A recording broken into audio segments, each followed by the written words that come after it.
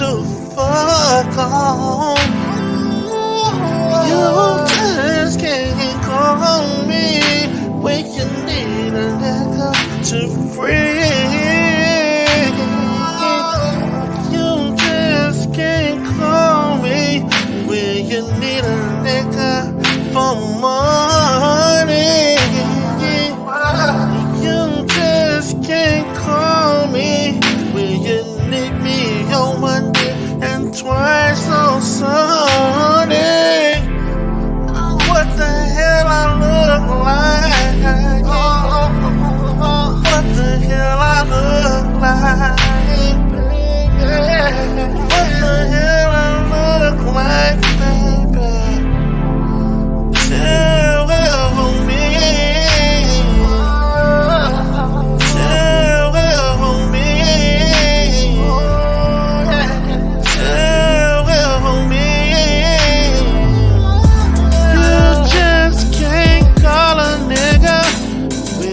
Someone to the freeway.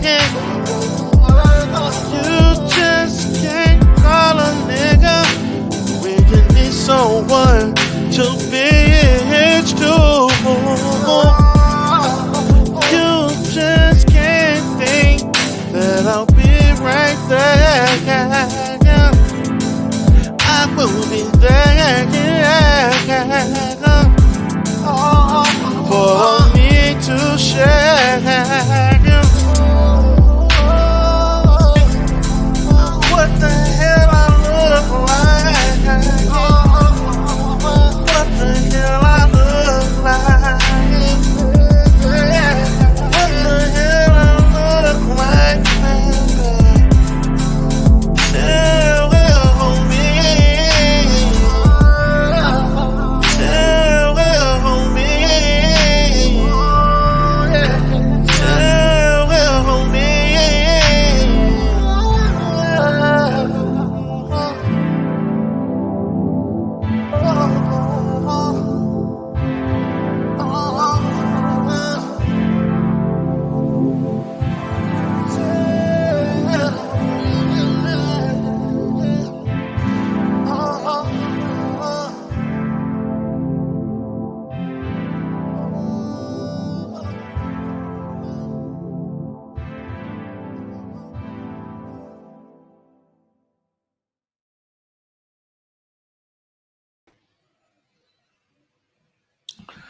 Welcome, everybody. This is D. Durrell. This is D. Durrell with the Rebirth channel.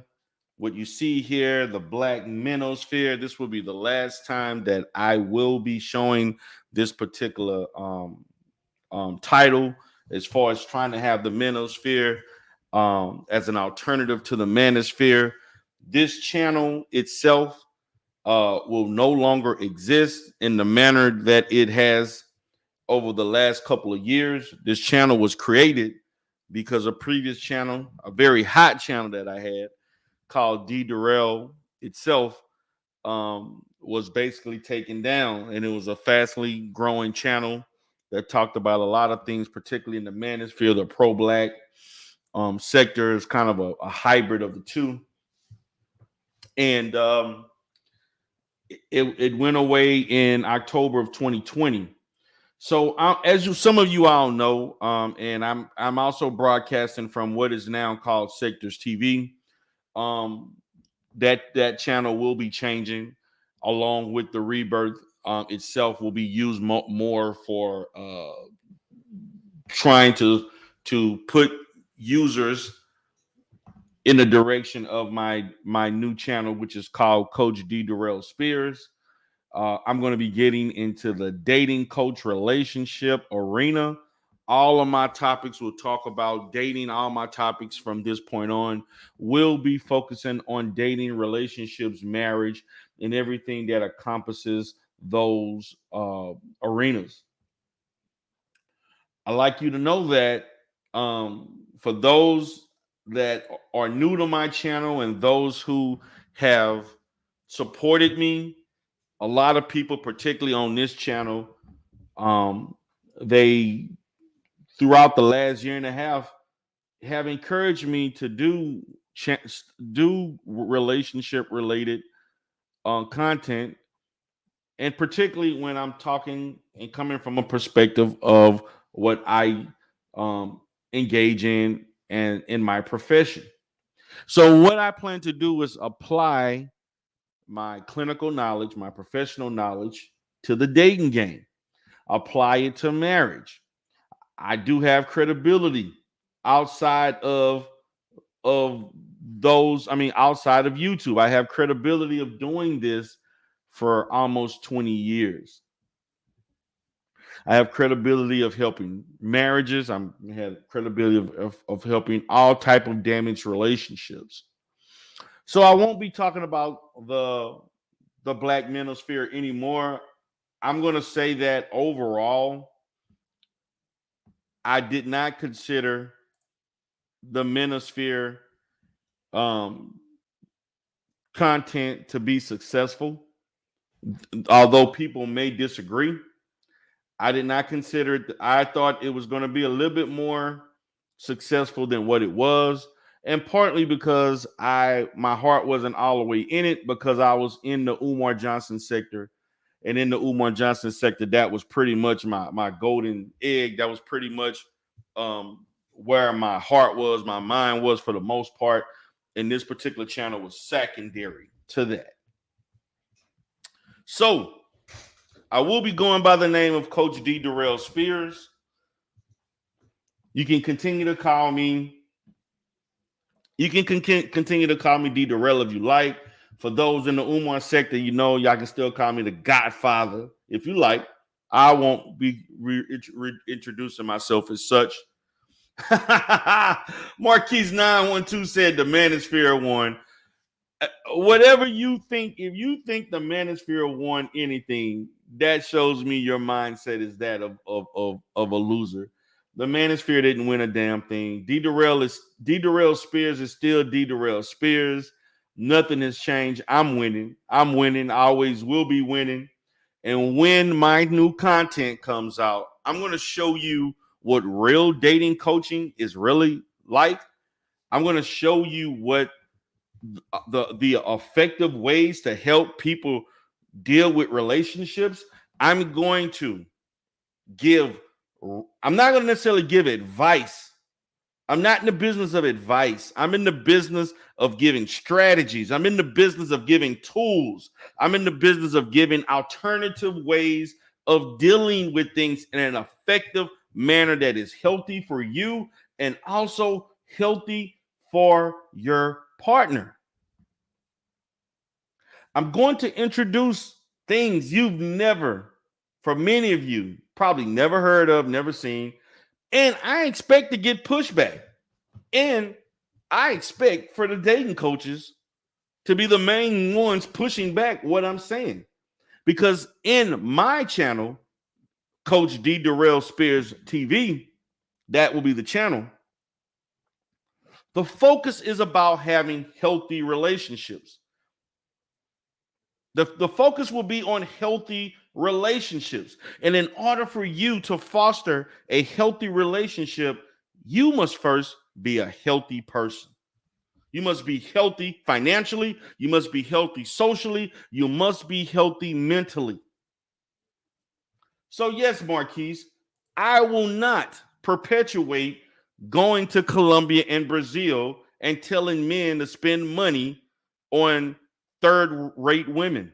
That is not effective relationships. I will not be telling men to move to the Philippines and go there spending all their money and putting on a fake persona that has very little long-term gain, Marquise. I'm not going to do what you're doing. What's up, Faith? How you doing, baby? What's up, Rizzle Lyricist, Miss Merv? Be More Legend that is in the house. I see Make a Change up in here. I see Spot 'em, Shot 'em. TMK Media. Shout out to TMK Media. What's going on, Miss LB? She says, you're a superstar, Darrell. Thank you so much, Queen. Thank you so much. What's going on, Miss Mahogany Roots and MJ? Mahogany, I still got those 2 tracks that I've never given you. I need to finish those tracks up that intro and that workout song. I still got that. I still got that for you if you want it. Yeah, guys, sub to TMK Media. Check out my brother. He did some content for me, in which I basically gave my farewell to the Umar Johnson sector a couple of days ago. Appreciate the brother. He did a banged up job. I will be reposting that that video later today. I'm going to be on for a little bit today, probably about an hour and a half. I'm not going to try to be on too long with some things I got to do and some other stuff that I have going on with my family that I have to take care of. And I will try to make this as swift as possible, or just getting straight to the point. So Marquis said them dudes going overseas because they aren't getting any attention from women here. Plus, you never been overseas. How would you know? And you know what? You damn right. I don't want to know, because I don't need to go across seas because I'm getting the attention. See, this is the thing that Marquise don't understand.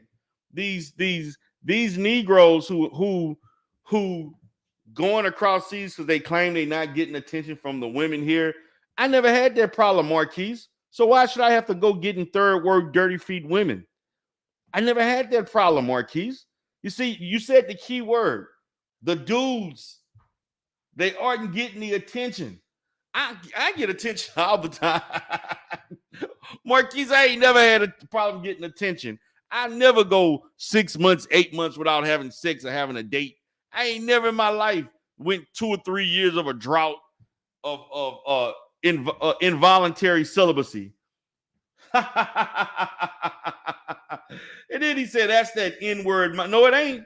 If I've never had a problem with women, American women, why would I go overseas seeking something I don't want? And by the way, Marquise, if I wanted to go, because I can go anywhere in this world at a drop of a hat if I chose to. If I wanted to go to Colombia, matter of fact, I have a first cousin who tries to get me to go to Colombia and Brazil all the time. And he goes to the DR. All three. He's actually a passport brother without even knowing it. And I tell him no every time. And I tell him every time. I tell him every time. I tell him no. I tell him no. I tell him no. Every time. So no, Marquise, I don't need to. I don't want to. I choose not to. And I don't envy you. You actually envy me, because the reason why you envy me, Marquise, is because I can get along and have effective relationships as I do and as I've had in the past. I don't have to spend $500 to $800 to $1,000 to go across seas and then spend more money on the women that you're sleeping with across seas. I don't have to do that. You have to do that. I don't have to do that. I know how to get it for the free. I know how to just. Now, there's one thing that the dating coach sector talks about is game. D. Durrell will not be talking about game. D. Durrell will be talking about strategies. D. Durrell will be talking about solutions. D. Durrell will be talking about options. I will not talk about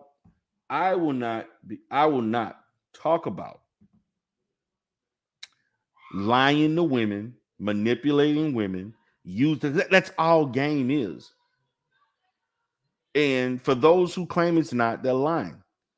What you're doing is you're presenting yourself in a way to convince women to be with you.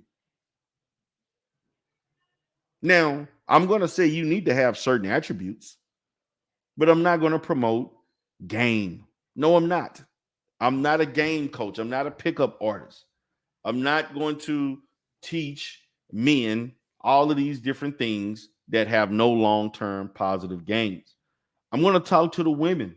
When I talk to the women, and I'm going to have topics that are going to be for men and women, then I'm going to have things that are going to be some for men and some for women. Oh, I'm going to pick out certain days to talk about certain things. And when I'm talking about women, I'm going to address value system. I'm going to address your mindset. I'm going to address your presentation. I'm going to address your communication. I'm going to address obtainable goals of what you're looking for.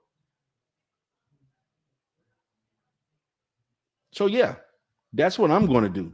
And for those that are interested, I will appreciate you for supporting me. And those who don't, you can kick rocks. Now, I'm going to show this video here because this video is about my brother BMT. Shout out to my brother BMT. Appreciate you, brother. You're doing a great job. He created a show called The Black Family. Man is not the average man.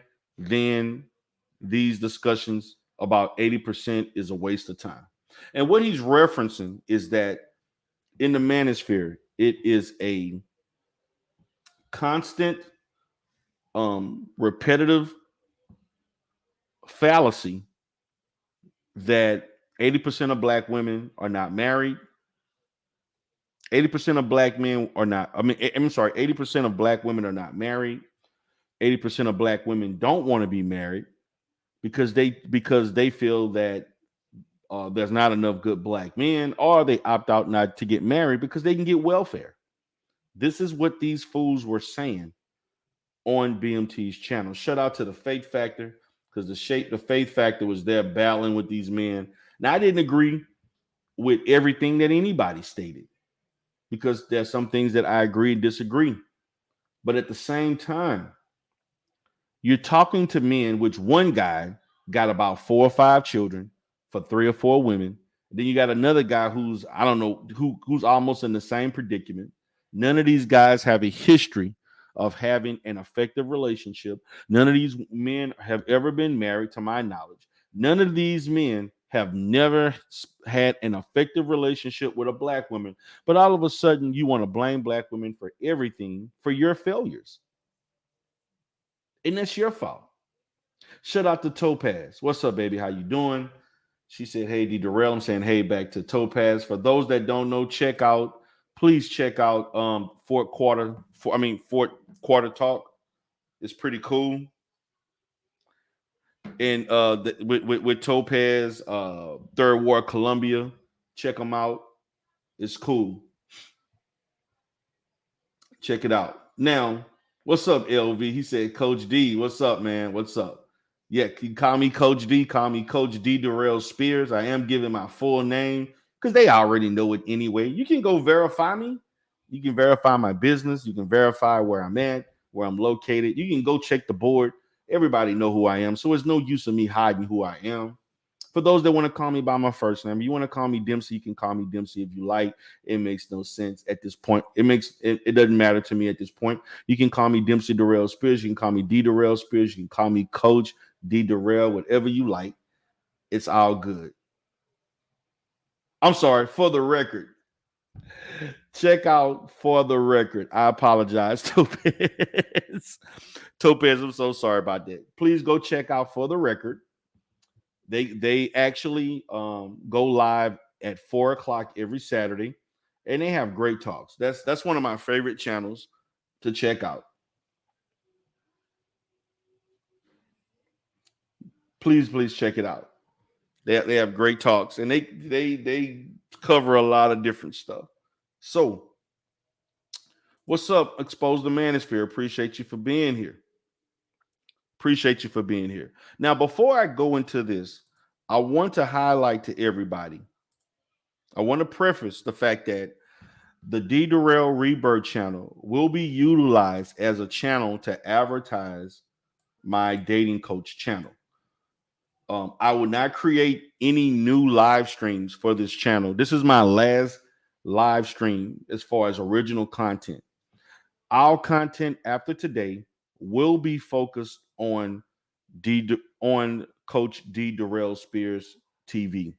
You can go to that channel. I'm going to forward to y'all. Hey, check me out. I'm gonna do a quick live stream. There's going to be like a quick intro, and it's going to direct you to definitely subscribe to that channel, and it's going to direct you of upcoming events and things that I will have going on that channel.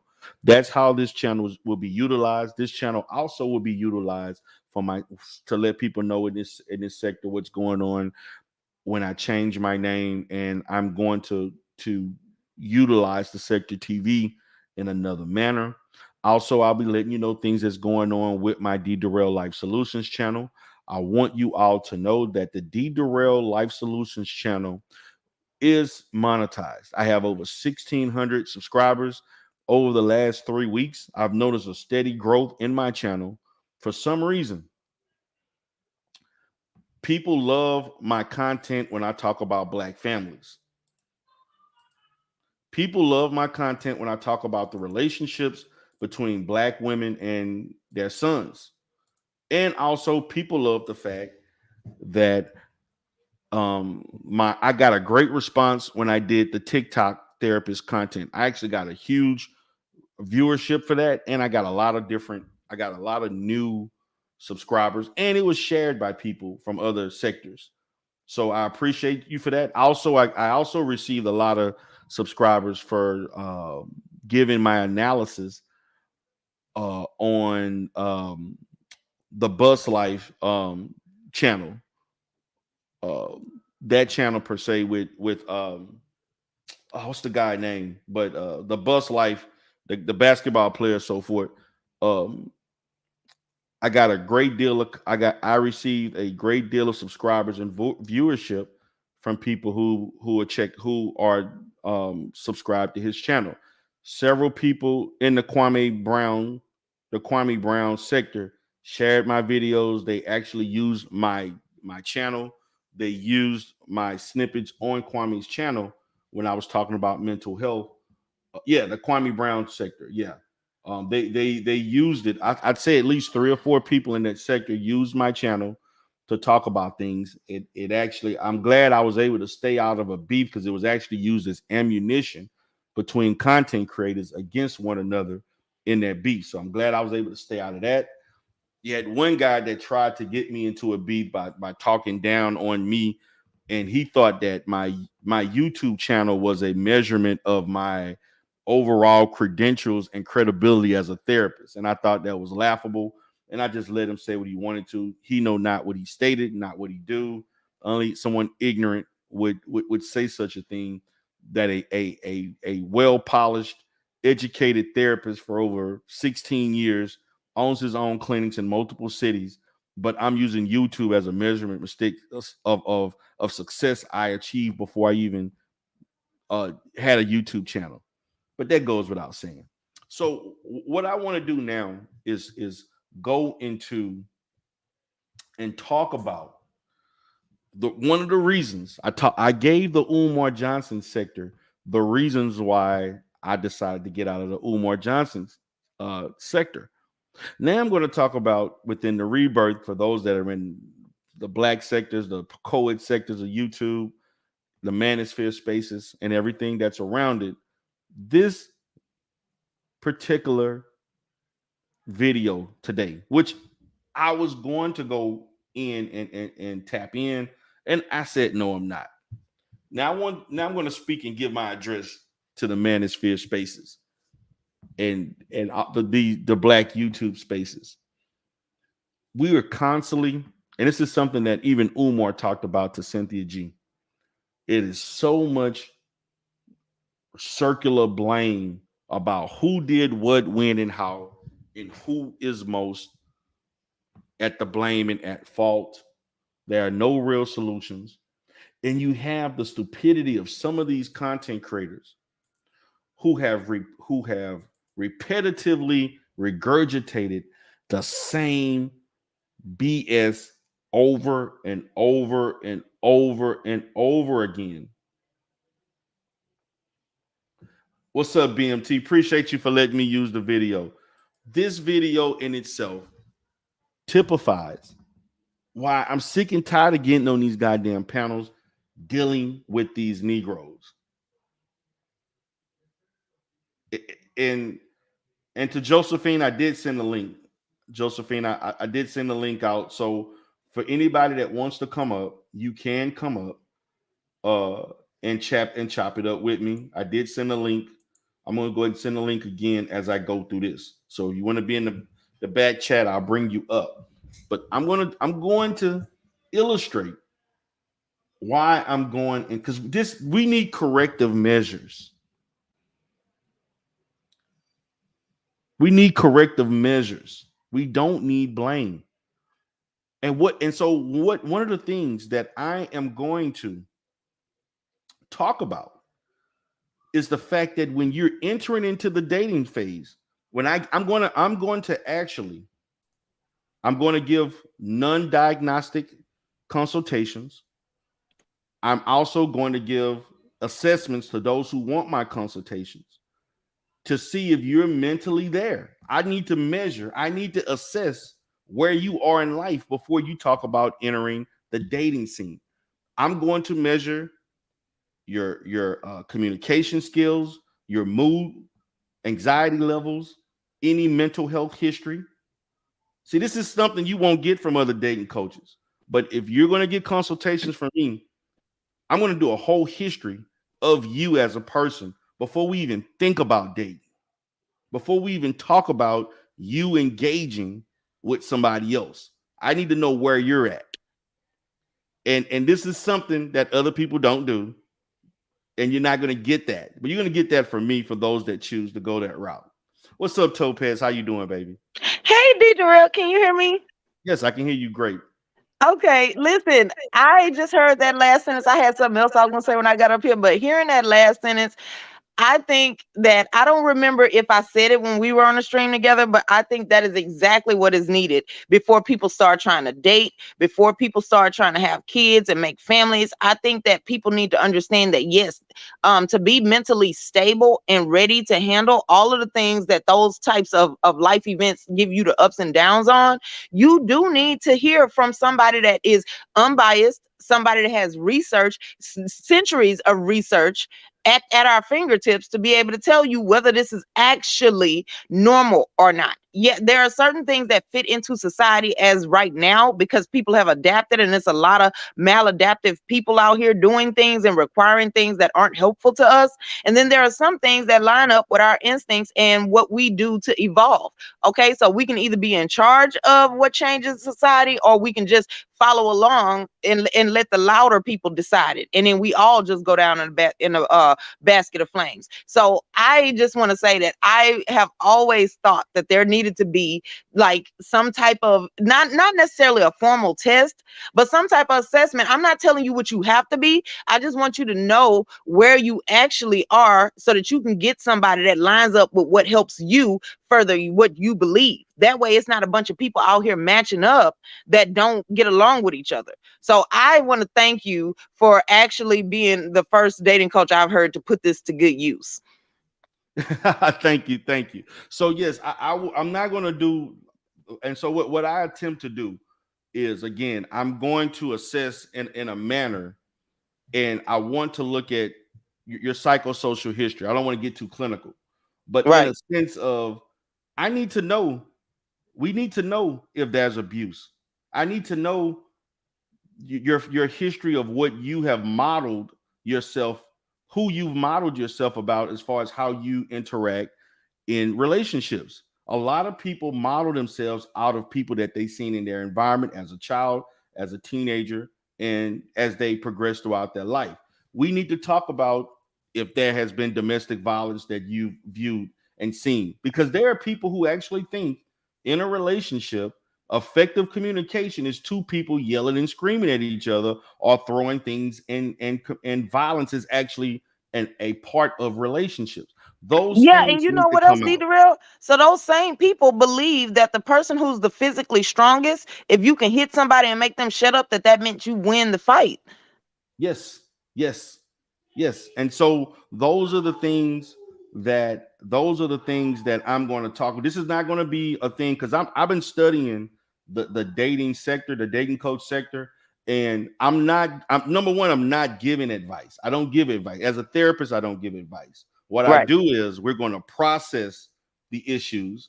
I'm going to help you identify your own solutions. We're going to collaborate in you effectively identifying your solutions and applying those things and so and forth. and who So you actually want to have. Like it's some yes, things that sound good and you tell people that that's what you want, and it's certain things that you actually want. So I am all for this, D Darrell. I think this is amazing. yes, yes. So I trust me, it there are people who've asked me to do this for like over a year to 2 years. They're like, why don't you talk more about this? I'm tired of hearing this person, I'm tired of hearing that. You got the credibility. I mean, you've actually deal with, and I do marriage and I do relationship therapy. I've been doing it for over 16 years. I've helped at least 200 to 300 families, relationships in that respect. Why don't you talk more about it? And I Mm, tried to tell them my excuse was always that when I every time I tried to touch on it and I said things that were not relative to what they would say in these sectors, I got you seen what happened. I got yeah. yelled at. They told me my degrees don't mean anything. D Darrell, you a simp, blah, blah, Yep. blah, et cetera, et cetera. You think because you're a therapist, you know everything. No, I don't know everything. But in this arena, I do have a great level of expertise. And I'm just tired of people spewing out, like you talked about, maladaptive ways of functioning in relationships that leads to trauma, relationships trauma, and etc. And as it relates to you interacting to the next person, to the Right. next person, to the next person, Oh and yeah, so and then healing after a breakup. yes, and then so Understanding what that actually means. Like, so yes, there's people who take a breakup too personally, and then there are some people that don't ever learn anything from a breakup. Those are two extremes on the same continuum. So getting them to make peace with what happened and be grounded in reality so that the next person you date don't have to deal with your baggage. yes, yes. I'm gonna talk about some real things. I'm gonna talk about issues. There's gonna be some touchy issues. I'm gonna talk about issues of issues of people who've been abused. As Mm-hmm. far as people who've been abused, how do you go back into the dating scene being abused?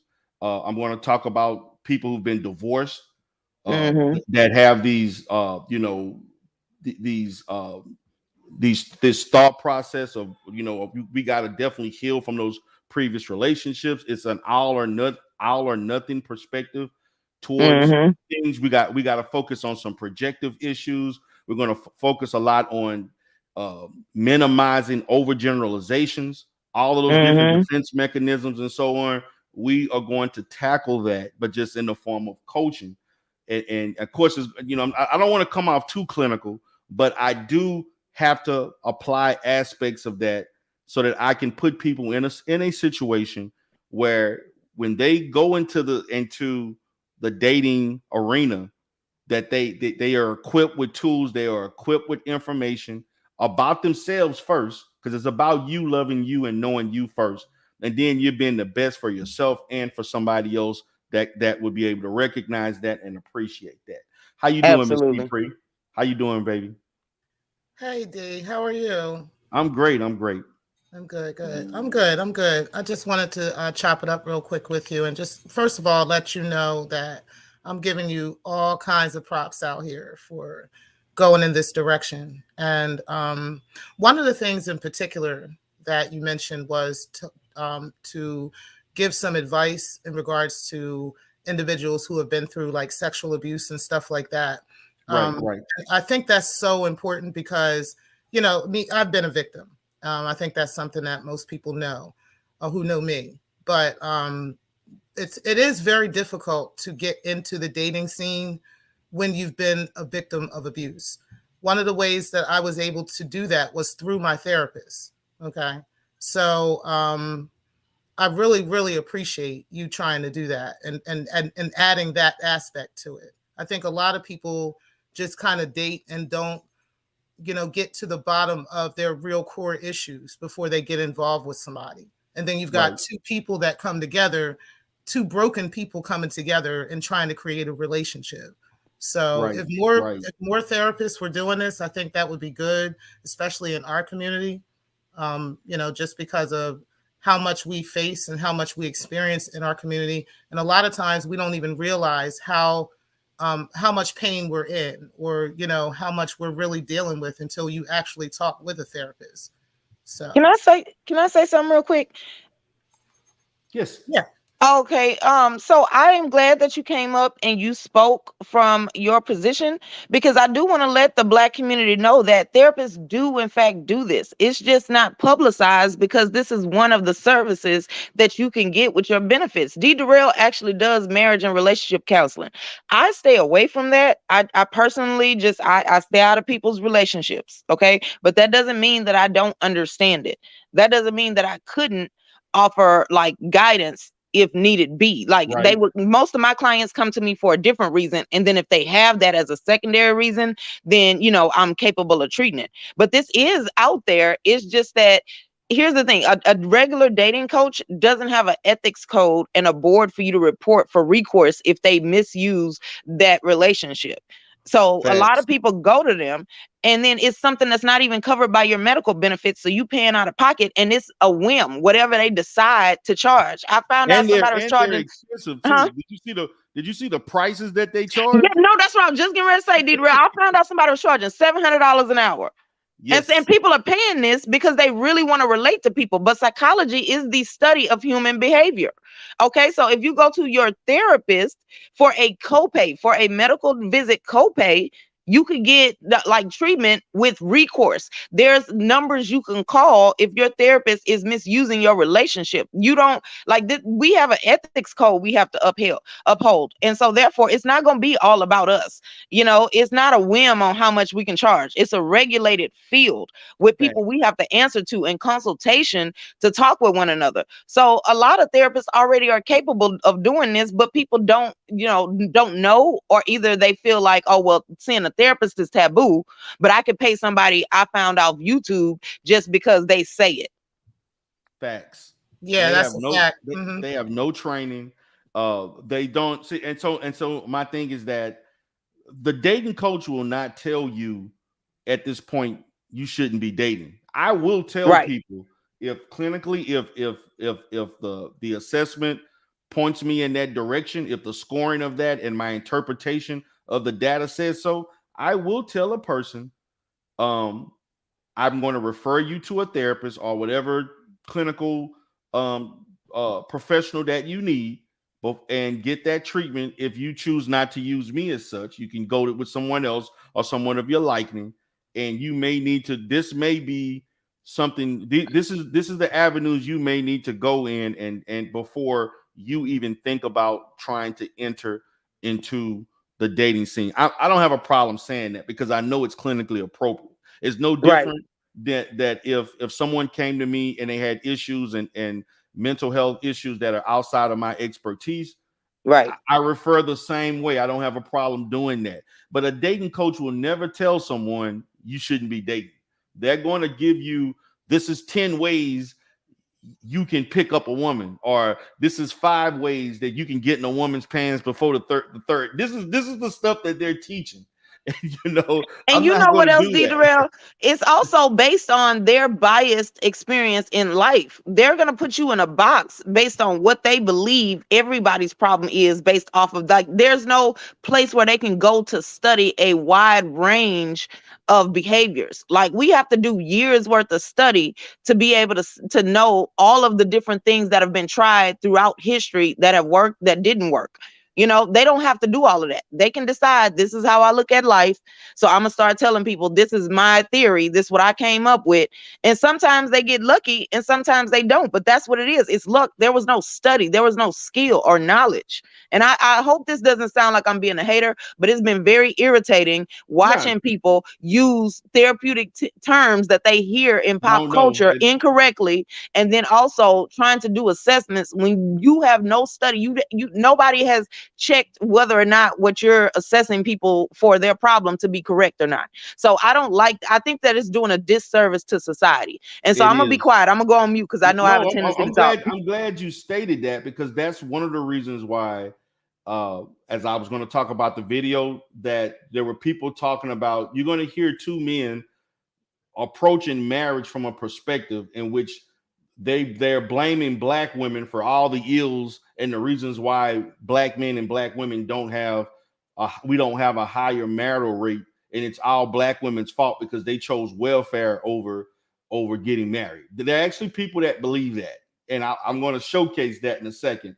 But I'm glad that you brought that up, Topaz, because there is a lot of miseducation that people are paying for poor services, ill-informed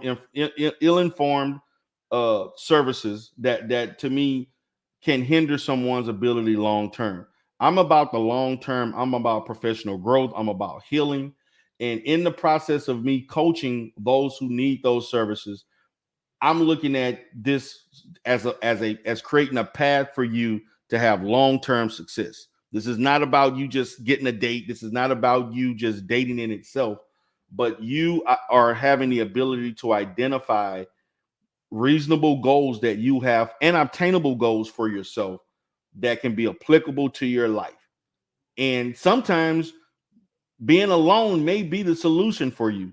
It may not be you at that time, you may not be fit to date, depending on the situations where you are in life. And I'm not afraid to say that. I'm not gonna, that may be because as I progress, I may do call-in shows, I may do whatever. And if there are people coming up there and their life is in chaos, my opinion will be, you need to take a break from this. Let's focus on getting your life in order. Once you get your life stable, then we can relook at A, B, and C. And that's the perspective that I'm going to take. It's about a long-term effort to getting you where you would like to be. And Mm-hmm. That's great. That's that awesome. yeah. And I think if I can just jump in real quick, and then I'm going to drop down. Go ahead. I think that what you're saying is so important, particularly because, you know me, I think about the future often. I think about the family, the children, and their children, and how what we do now may affect them later. So if we're getting, if we're young and we're getting into relationships with people, we got to have certain things cleared up, things that happened in the past and whatever. Those things got to be addressed. And, so I appreciate a therapist who would tell you, no, you're not ready to be dating. You know what I mean? You're not ready to be focused on getting with a man or getting with a woman right now. You need to focus on clearing up and coming up with some, or me helping you come up with some life solutions to get you through these problems, and that will eventually affect, people getting into relationships and getting married, having children. And then, if you got two broken parents, then you're going to have broken children. You're going to have a broken household. And that just continues and perpetuates into the community. So if we've got, us where we've got therapists who are talking and open and honest with the people about their true condition, Mm-hmm. even if it hurts, then, the bottom line is we're getting to the bottom and the core of that issue so that they are a whole and a healed person. And then they're getting and looking and seeking a whole and healed person. And then they are creating healed and whole children. You see what I'm saying? And then that is going to continue to perpetuate like that. That's just my thoughts on that. Right. I appreciate your contribution to that. And I hope many other Black therapists will do the same. I really do. Is your name Miss T? I can't see the rest of it. So my name is Miss T Pre. My channel is Black Lounge Divine, but okay. My name is T Pre. Okay, because I'll be interested to hear your take on some things. And then I also just wanted to piggyback off what you said. The only thing worse than two broken people coming together and then causing all kinds of chaos is two broken people coming together, supporting each other in the bullshit and then hurting others. Yes, yes. Absolutely. And if you can have those people, at least listening in, or you can just say one thing, and that person just happened to be there at that time and heard that changed their life. Yep.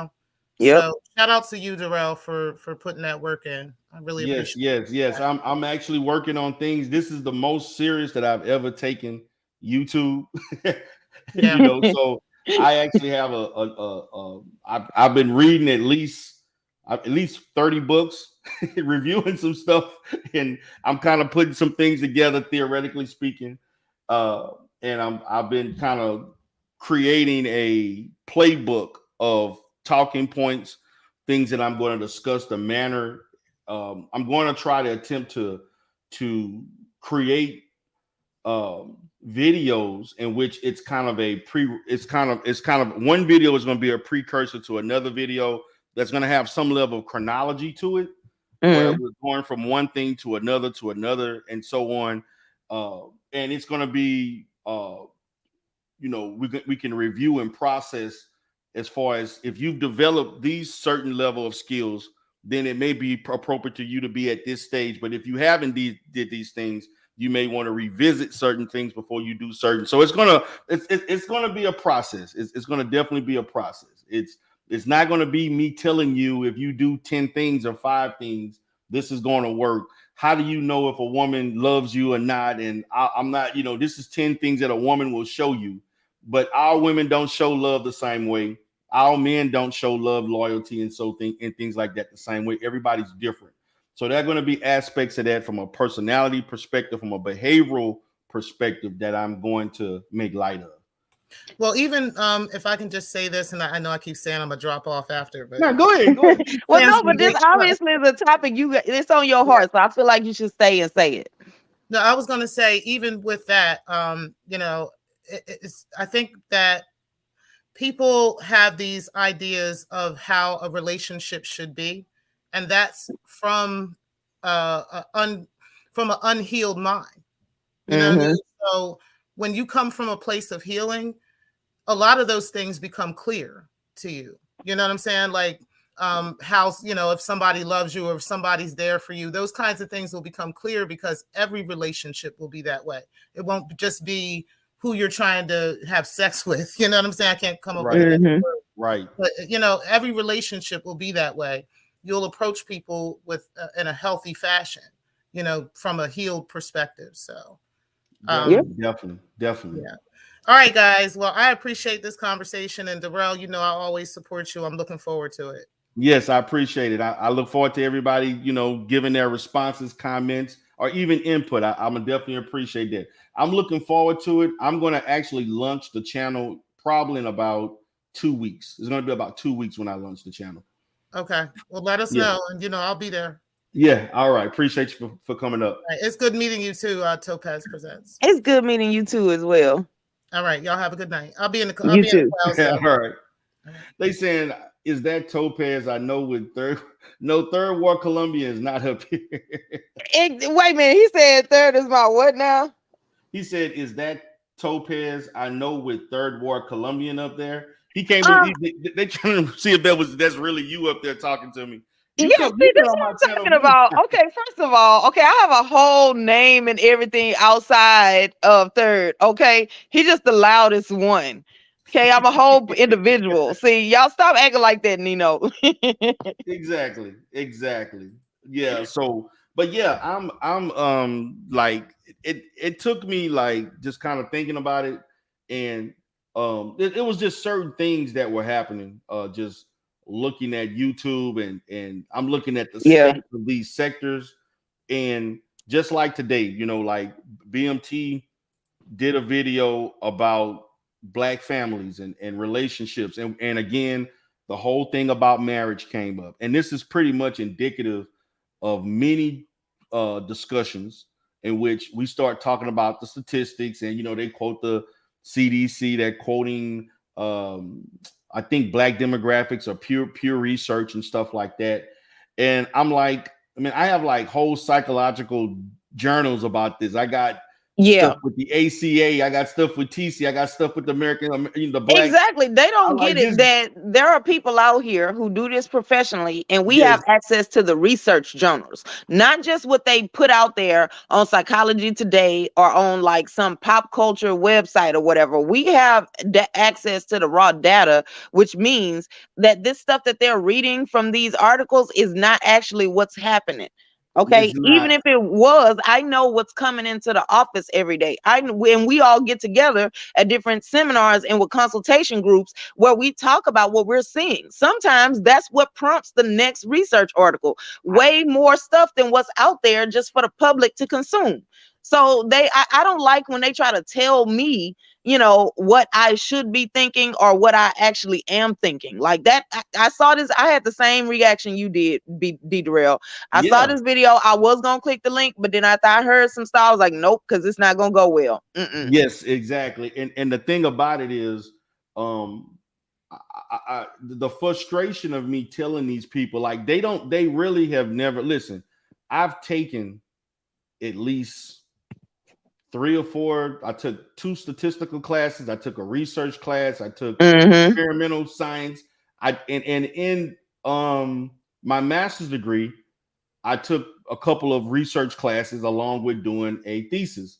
So I think I Mm. know about research. I know how to read research, and I know, and in some of those classes, particularly with appraisal of instrument and measurements, it was all statistical and assessment driven. I know how to interpret research, but you know Right. what? They want to argue with me on the interpretation of research and the Because they data hear a collection. buzzword and they feel like it kicks off what they wanted to think already. And so then like it's confirmation bias, but of course they be using that term wrong too. I'm proud of you, D Darrell, for jumping there into the fire. I don't know if you told us yet what made you make this decision, but I'm happy for you. I can't do it. I know me. Okay. I don't have the patience anymore. It's not gonna no. So Mm-mm. what I decided to do, and I'm gonna go to BMT. One of the Oh, reasons that BMT. yeah, he's here. One of the reasons I chose the dating coaching thing is the arena is because as I studied the sector, most of the most popular content creators, they don't live stream a lot. Mm-hmm. And I wanted to do something where I don't have to live stream a whole lot. I'm all for um doing the research, compiling it, and crafting it to fit a 5 to 8 minute or 10-minute video, and bam, that's it. Like Derek Jackson he don't do a lot of live streams. Steph is real he don't do a lot of live streams. There are other people. There's certain people who are somewhat kind of the only ones who do a lot of streaming are those that have been or they cater to the manosphere space per se. Some of Yeah. those guys, and even those guys don't uh they don't do a lot of the only one I've seen that really do a lot of live streams is probably Steve the Dean and Lucario. And those are Well, you people know who, why though. You know yeah, of course why. I know why. Okay. And so Okay. of course I know why. It's all about the money. But Yeah. for the most part, um the more successful people, they don't live stream more than maybe twice a week or 3. Derek Jackson may go live maybe once every other or 2 months. He don't live stream a lot. And so I wanted to be involved in something where I didn't have to live stream a whole lot. And to me, probably my first maybe 2 months, a month or two, I'm not going to live stream it all. I'm just going to throw out data. I'm going to throw out, again, I'm going to utilize some clinical aspects of what I do as far as clinical approaches, strategies, and things like that that are applicable to a relationship. And I'm gonna focus more on the assessment aspect as far as people. It's almost like I'm not gonna say treatment planning, but we're gonna That's create what it sounds like though, D Darrell. But guess what? That's not a bad thing because I think that every good idea, everything, every task you have, every goal you want to reach starts with a plan. A treatment plan is just that for your like emotional success. So I don't think that's a bad thing. yeah. So that's that's kind of how I'm going to do it. And I'm not quoting. And again, when I do my research is not going to be indicative of internet, social media related online information.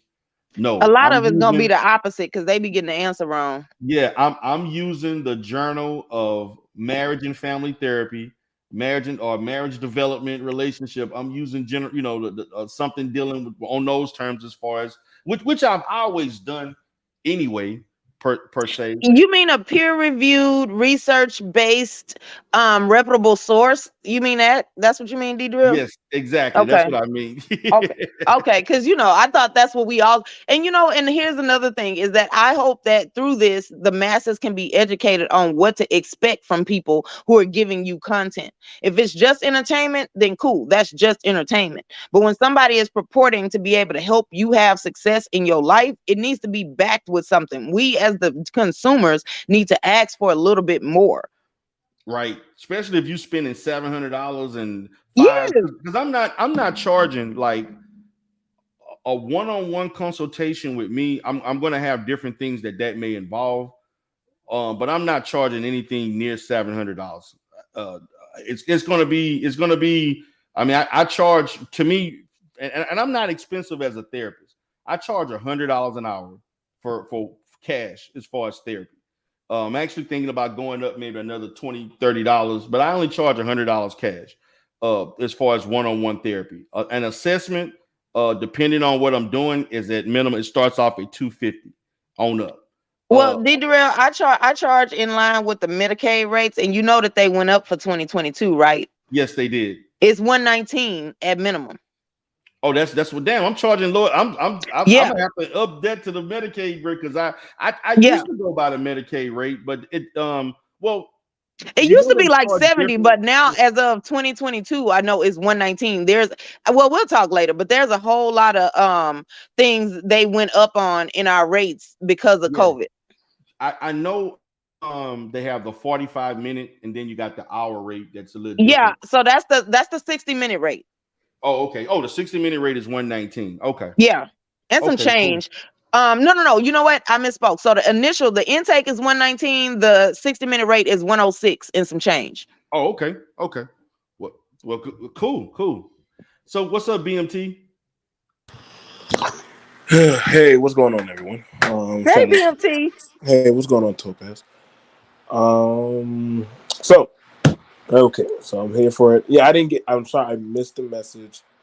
I went off to go do other things in my life. YouTube. Um, Dating.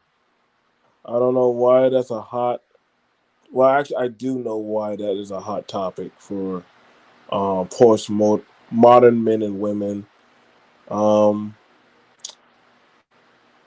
I just, like I said, I wish them the best. I now understand men and women in these spaces don't know. Can I curse or can I Go just ahead. You can curse. This is not a monetized channel, so go ahead. all right. No, a lot of men and women don't know what the fuck to do in a relationship. I've heard it all, from older to younger to middle age.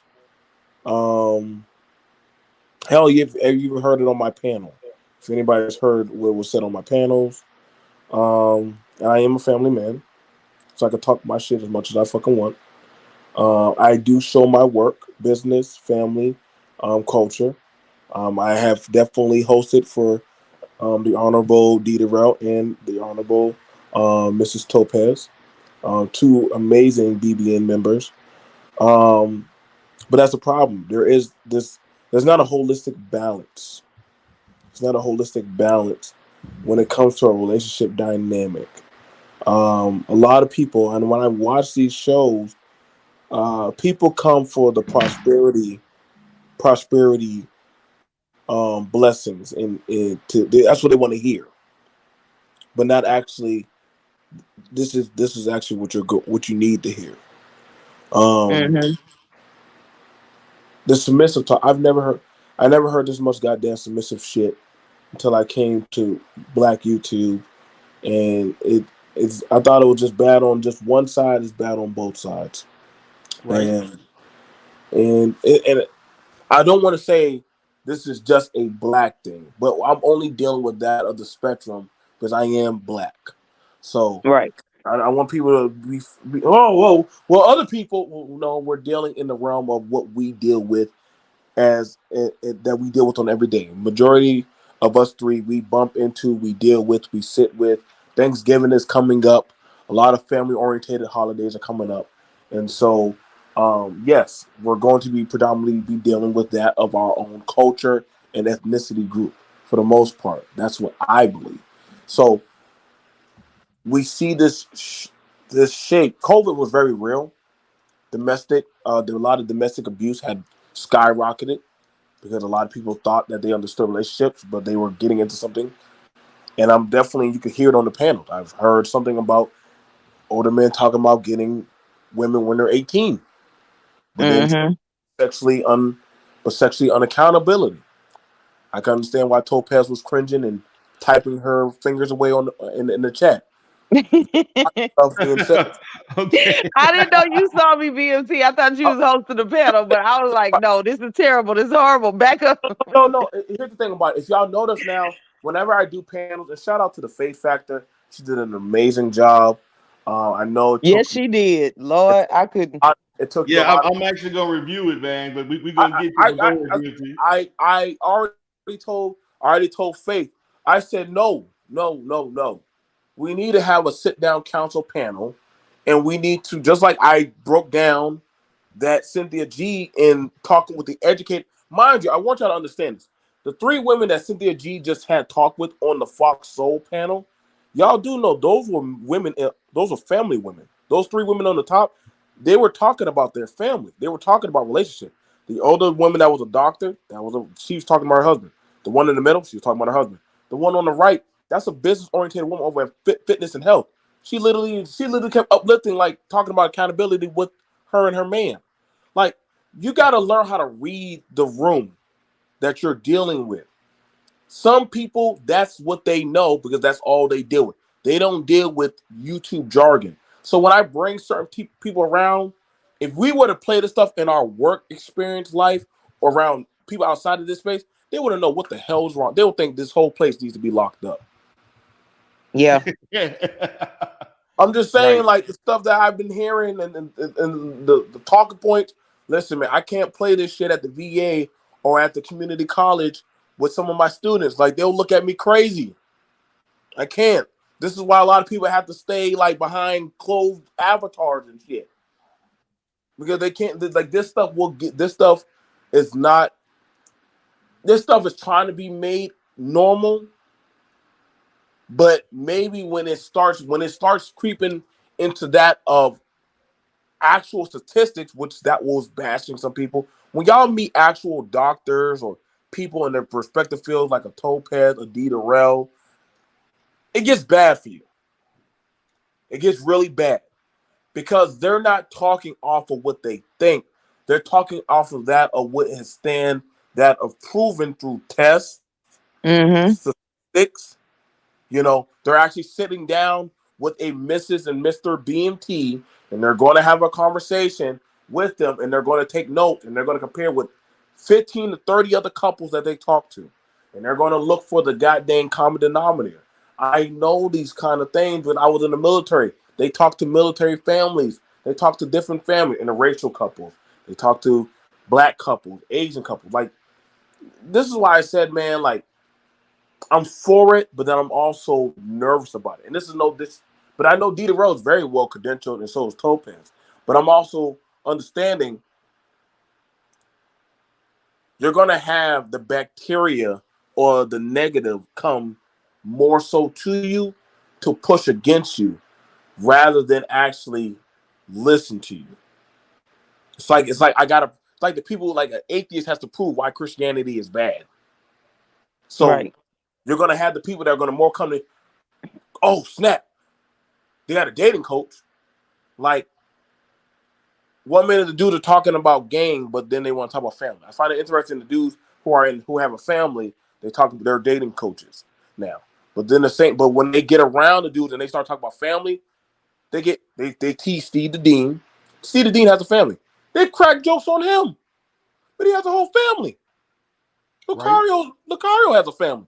Majority of the dating coaches, Lucario, Steve Dean, which y'all just used. Who else? Derek Jackson family. I know they all ain't perfect, but they are family men. I think it's more so I gotta prove why. It's like I want my cake and eat it too, but I don't want the carbs, and that's why I sometimes I even had a conversation with Dita. Sometimes I do want to leave this space. I do, but I'm like, yo, this is not a space for family orientated people. This is not. I get told that I hate black men, but I'm like, well, damn. I've had my children attacked. My family's been attacked. They call us losers and simps. They attack. And this is not me going on a rant, but this for the space to talk. It's like it's a backwards. It's like they want to drive a car but no engine. I want to be respected and I want to be high value, wherever the fuck that logic comes from. But I want my woman to be stupid. How does that help you with your woman not having no education, no rights, no privileges? That's not a functional society. And these I are don't men. think that's the part. I think that's the part they're not getting. Okay, because I've said several times in this area, the things that they're describing that they want, if it actually came into fruition, they will be miserable. A world where women don't have rights, you do know that the stronger, more louder men would have already had all the women and y'all would still be sitting on here complaining. So do you want the woman to be able to ever say no, or do you want a woman to just say yes to anything? You don't get to have it both ways, but you want her to say no to somebody else and then wait for you, but you don't want her to be able to think and make decisions. Right. So But see, no, like but see that doesn't go together. the bigger problem is that these guys do not know how to function in relationships. Poor communication, poor Yep. perception, uh, uh, poor active listening skills. That's the problem.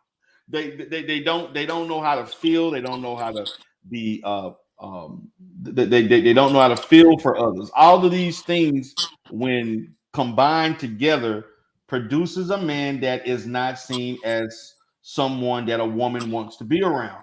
That's what they don't understand. You're not pleasant. You're not attractive to be around, and that goes past how you look. Even though we got plenty of guys in that space that are physically, we've already seen how physically challenged some of these guys are. But beyond that, you have a poor presentation of yourself. That who wants to sit and listen to a person that sits and asks you, is your hair real? And they think that it's appropriate to ask a woman you just met, is your hair real, or is your eyelashes fake? And are you going to be submissive? Those are the first 3 to 4 questions. Yeah, What woman wants to listen to this? And this is what they don't understand. Their social etiquette is so poor and out of box that no woman wants to sit and listen to that, and they don't have to. Yeah. Yeah, They they want. don't. And here's Like, my like, question is, if you want a brain dead woman, don't be surprised when she do some zombie things that you don't like. First of all, like you said, Darrell, nobody wants to sit around and listen to that because those questions are coming from a place of mistrust. Only reason you need to ask somebody if something is real is if you have this trust issue. Now you're bringing along the things that you learn from other people or whatever to try to talk to me. Second of all, the reason women wanted to be able to work and make their own money is because men said, "Oh, I'm out making money. That's what makes the house go. So my job is more important than yours." So why would any human being like? I feel like sometimes what they're describing that women need to be is somebody that would throw their life away just on a whim because of something that they want, and you're never supposed to have any questions or make any decent decisions. Like you're just supposed to be okay and ready to throw your life away behind them and then just accept it if he says, oh, okay, well, this was your fault because you should have stopped me. So now I'm going to get with somebody else. Like, no, women are not doing that anymore. That's why women wanted to have a job, just so that they could have the right to say, okay, if I'm responsible for who I said yes to, I need to be able to tell these other dudes no. they do. And the thing about it, what they don't understand, there are a lot of highly successful men who value women who are equally as successful or that are working in that arena. You don't, I mean, this whole thing Yeah, about, because that can help your goal. yeah, they don't even understand that. Like most high value men that I know, I'm talking about people who are entrepreneur, they have their own You, practices. you mean in real life? They have an Yeah, actual business real that life, this value is attached to, something that is documented and proven. exactly. In real life, matter of fact, I just I have a couple right now. They work in the oil industry. high level. They met in the oil industry. They're both making 250 to 300,000 plus. They met in that professional environment. This is what people marry and meet people that have common interests, common environment. Yep. These guys are not marrying the stripper. They're not going to the strip club and marrying a stripper. They're not going marrying somebody who work at McDonald's or work at Lowe's. That's not what they're doing. They're marrying women that have a certain skill level, a certain intelligence, a certain presentation about themselves, and also have the ability to function in the environments that they function in. They're not out of place socially and value system wise. So this stuff makes no sense. These highly successful men do not want uncultured women. They don't Or want airheads either. they Like don't. Yeah, they don't want that. I've been around circles where there were people who were making real money. Okay. They Yes, do not just go pick up somebody and all that. Like that is the woman that works with them gets the woman that is their wife gets a nanny because she's required to do shit to help in the business because then that's one less person he got to hire and money coming out the household. facts, facts. But you My can't tell them that. Yeah, my wife has worked in my business for now 7 years. She has helped me build the business. She works a very lax schedule, but what she does is very important. Stuff that when I'm not there and I'm at my Houston office and I don't have to go to Texas City for stuff and different things, she handles those things. Like there are a lot. Matter of fact, I would say I've seen this in real estate. I've seen this with doctors I've seen at least two or three medical practices, where the doctor was married to another doctor who was still Mm-hmm. her husband, and they've been in practice with each other for over 20 years together in their own. And so this, I've seen too many examples of married people building and feeding off one another for the success of their household. I'm not seeing these lopsided scenarios where there's one person just busting his ass doing all this stuff and another person doing nothing. Now, are there situations where I've seen uh, stay-at-home moms, and many of those stay-at-home moms stayed home until their children were of age in school. To I'm go to talking middle school. school or high school. Once they get of that age, they're working. They're going back into the work field again. They're not just staying home just because they can. Even it all depends on the situation. But Right. what they're looking for, and as you kind of alluded to in a certain way, Topaz, is an unrealistic expectation that is not congruent to the state, the current social climate that we're in right now. It's unattainable. It's highly unattainable. So, And I'm uh, gonna say this, and Not I'm gonna saying hop down impossible. because I want to watch Yeah. from the clouds when y'all break down this stream. But Okay. so here's the thing: even if they want that lopsided view, one thing that they have to understand about what makes that not work is devaluing the woman. That's what I hear. I don't like. There are some men where this is what you were talking about earlier. If their values align, right? Two doctors being married together, and their dream is to run a chain of practices, get that off the ground, and then they both retire at 35 and enjoy their life together. That's one scenario. Another one is where the guy may be the doctor, the wife is staying at home, she's raising the kids. Then when they get to high school and go to college, she's taking care of the grandkids or what have you, and that's their dream. But guess what? He is looking at the wife as, yes, you contributed.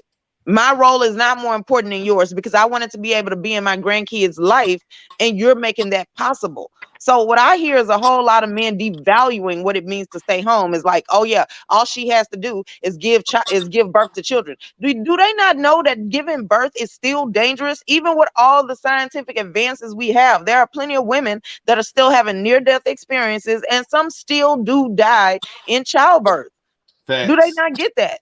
That's No, not they just don't. an They easy don't. task, and it's something you can't do for yourself. You can't have any kids unless you get a woman to be able to say, yes, I will put my life on the line to give you children with your last name. Okay, Facts. like, so how you gonna just devalue that? Without So that, it'll just be you. And you could go out here. You could be a confirmed bachelor. You don't ever have to have any kids. That's perfectly fine. But then you don't get to complain that women don't like you. So that's what I'm hearing a lot of cognitive dissonance, which another term, by the way, that people be messing up. Okay. People Right. are saying one thing and then their actions are leading others to believe that they're doing something, that they believe something else. They're separating out what they do from what they actually want and believe. And that is a problem. And I'm sick of listening to the complaining. So I'm taking a YouTube break. I'll be in y'all chats, but a lot of these chats I'm not going into. I'm tired. Okay. Yeah, I need a break. I But feel I'm that's gonna you. be in the I'm with, clouds, y'all. I can't wait to hear y'all break down the stream. okay, cool. Appreciate your commentary, Topaz. Now, BMT, I know what's up. you was there to see this, but we gonna break. I just want you to be here because you was actually there when this happened, right?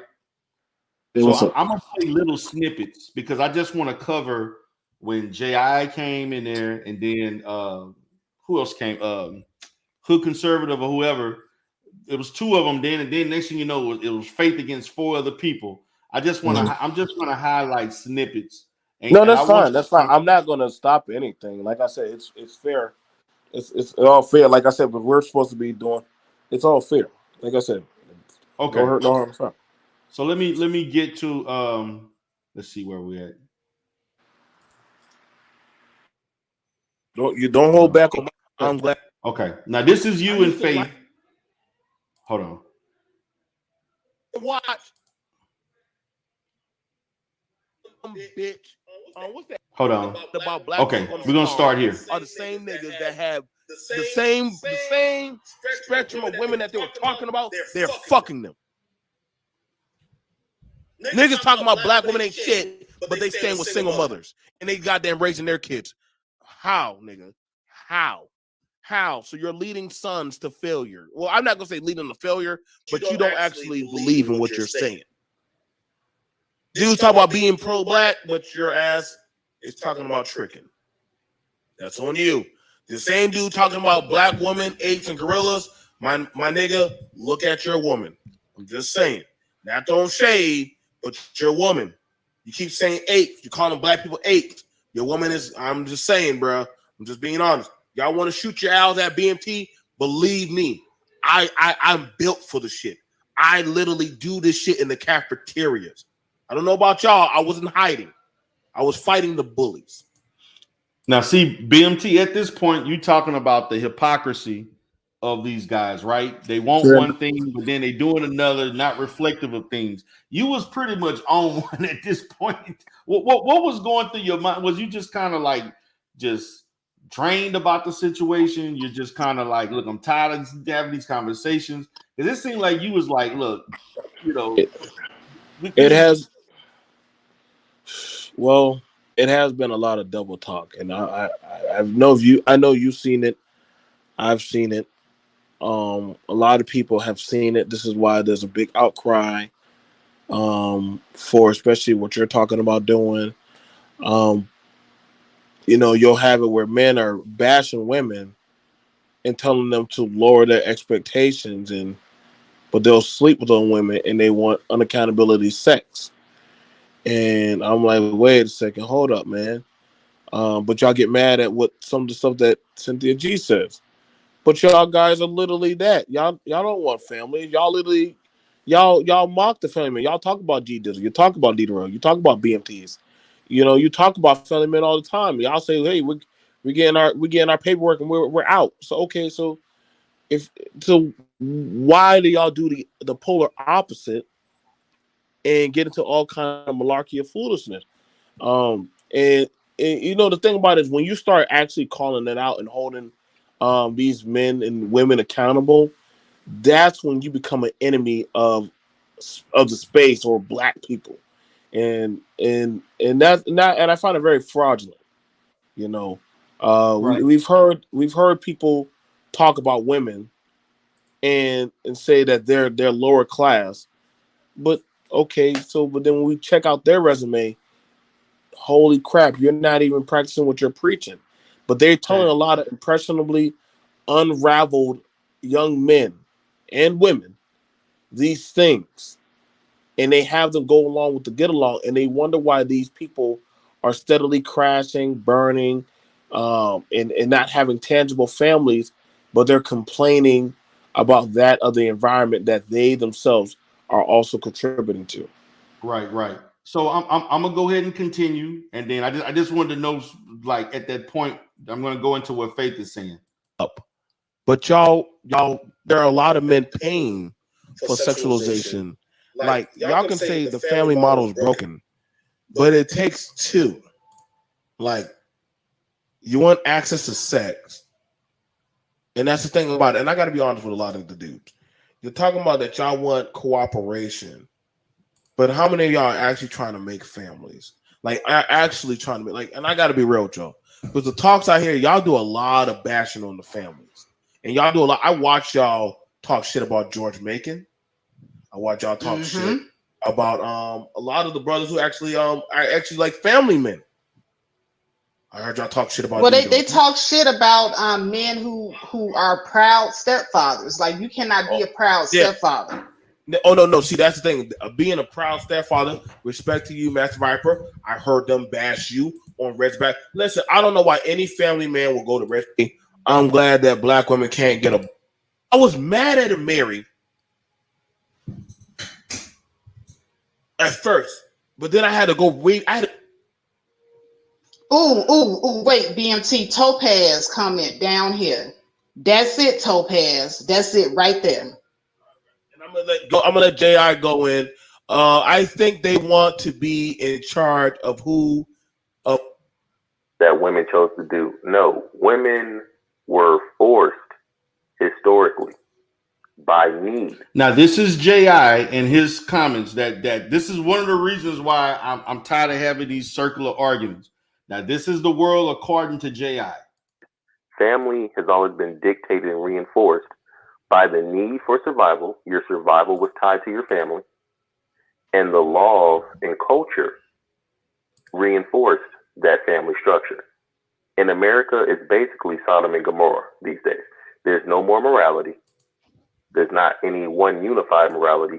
Everybody's individual. You can do whatever you want and nobody can tell you anything. Families cannot operate within that type of structure. The women rebel against the men openly, and that's not how it's been historically. But historically, women were forced to do whatever. That's why families lasted. In this free, what we have today, this free thing going with all this turmoil, we're not going to see families return in large numbers because women are free to do whatever they want. And if a man cannot force women to do whatever, and they're free to do whatever they want, men are saying every day in these YouTube streets, we don't want women with children, we don't want women doing this, we don't blah, blah, blah. But they're free to do it, so they continue to do it. Now, notice in what he stated, everything was based on the fault of the women. Everything was about the inequities of women. Everything was about the women being responsible for these things, and no accountability was given to men as far as our faults. It was all about women making decisions that has caused the black community to be in the position that it's in, and men are not at fault. Men are basically wanting this. Men are doing everything possible in their power, and we all know that in reality that is greatly not true. But let me continue. And they continue to get bad results from doing it, and nobody can stop them because then the government gives them welfare and child support and all these things. And the women are just going to argue and try to blame the men. And the men are not going to start. You can't shame men into being in dysfunctional family. It's not going to work because men they're not going to go for it. You can put them on child support after you had a kid that nobody wanted. You can try to say that they're deadbeats after they're not there for some kids that they never wanted. But the government gave women equality to men, and they understood that women have the responsibility of children. And they think like children. Now, did you just hear that? He said women have the responsibility of children, and grown ass women speak like think and have the mindset of children. Now, this is from a man that we're supposed to listen to who has been in this space for at least 3 to 5 years saying this stupidity. Let me continue.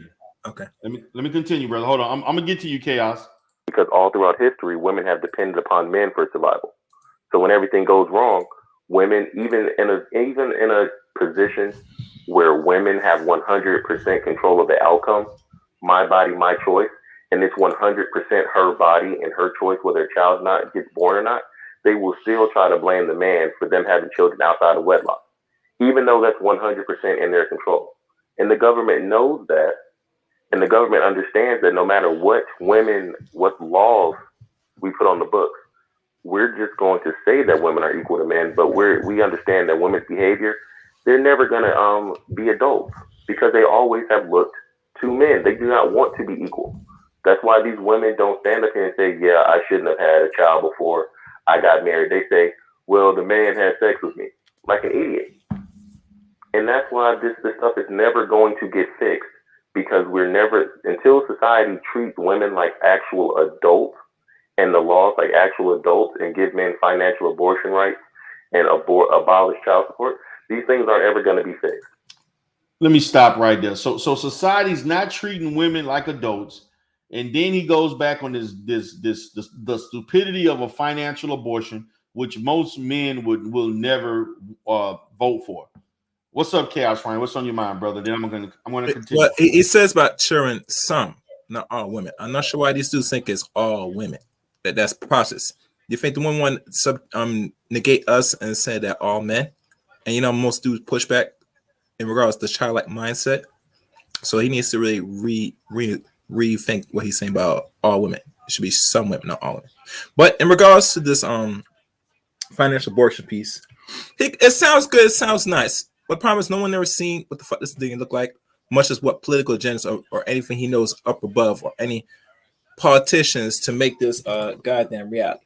Personally, So I'm not sure why he's still running around talking about this paperwork, this illusional paperwork, this mysterious paperwork that's not going to be granted to the government. Matter of fact, the Republicans now are telling us you're going to be paying child support in this conception of birth. So you think that they're going to say we're going to not give you the option to pay child support? Get the fuck out of here.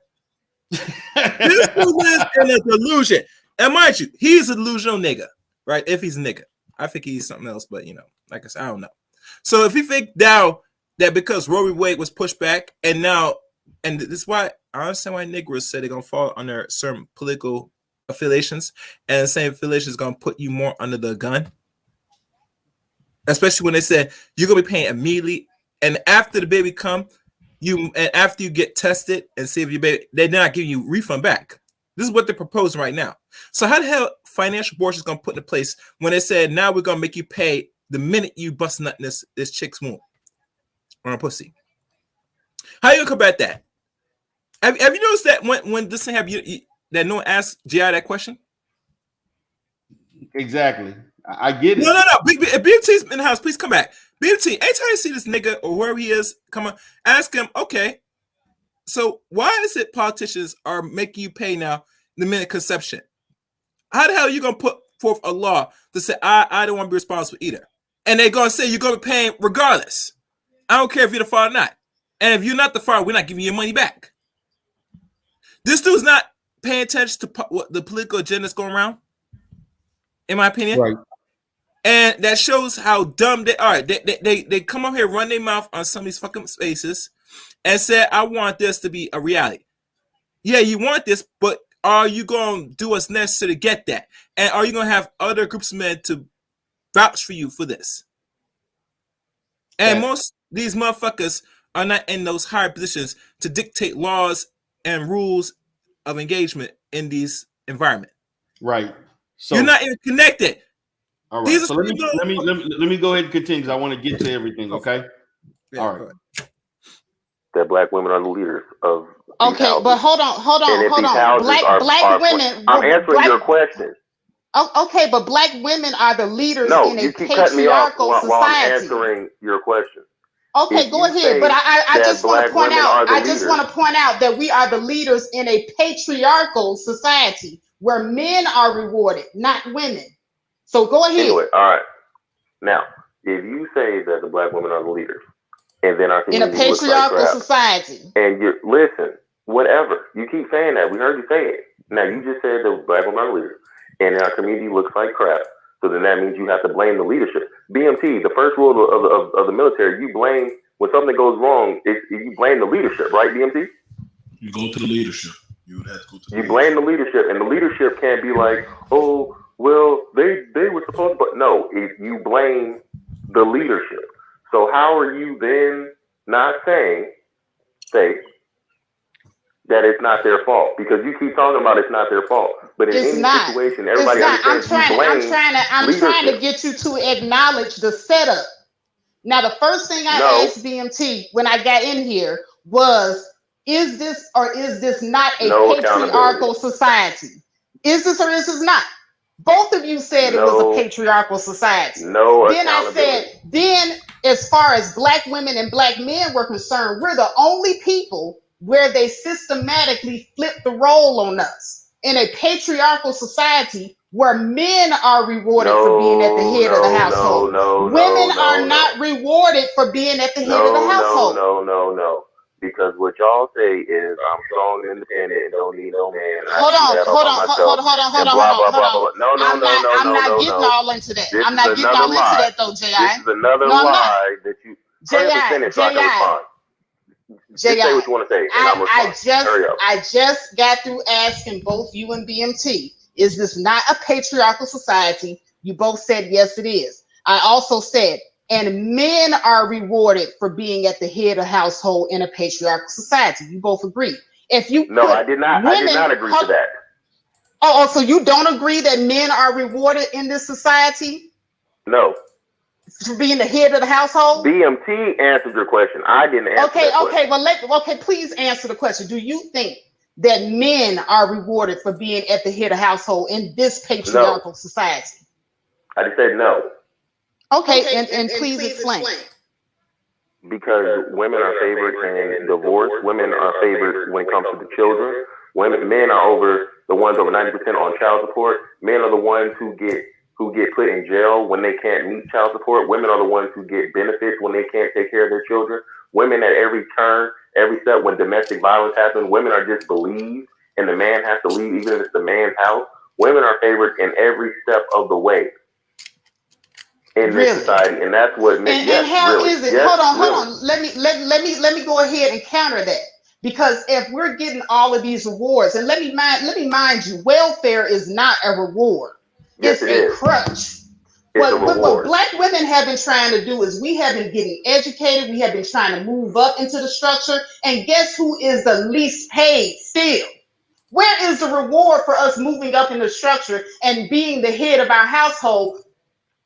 Now let's tackle that. And I definitely want to hear from the black women in the chat. Because J.I. again in his infamous wisdom thinks that welfare is a reward. Welfare is actually a come up, and welfare actually is just enough benefits to keep you above the poverty line, if that. So again, this is fallacies. This is all unsubstantiated opinions, not anything based on fact.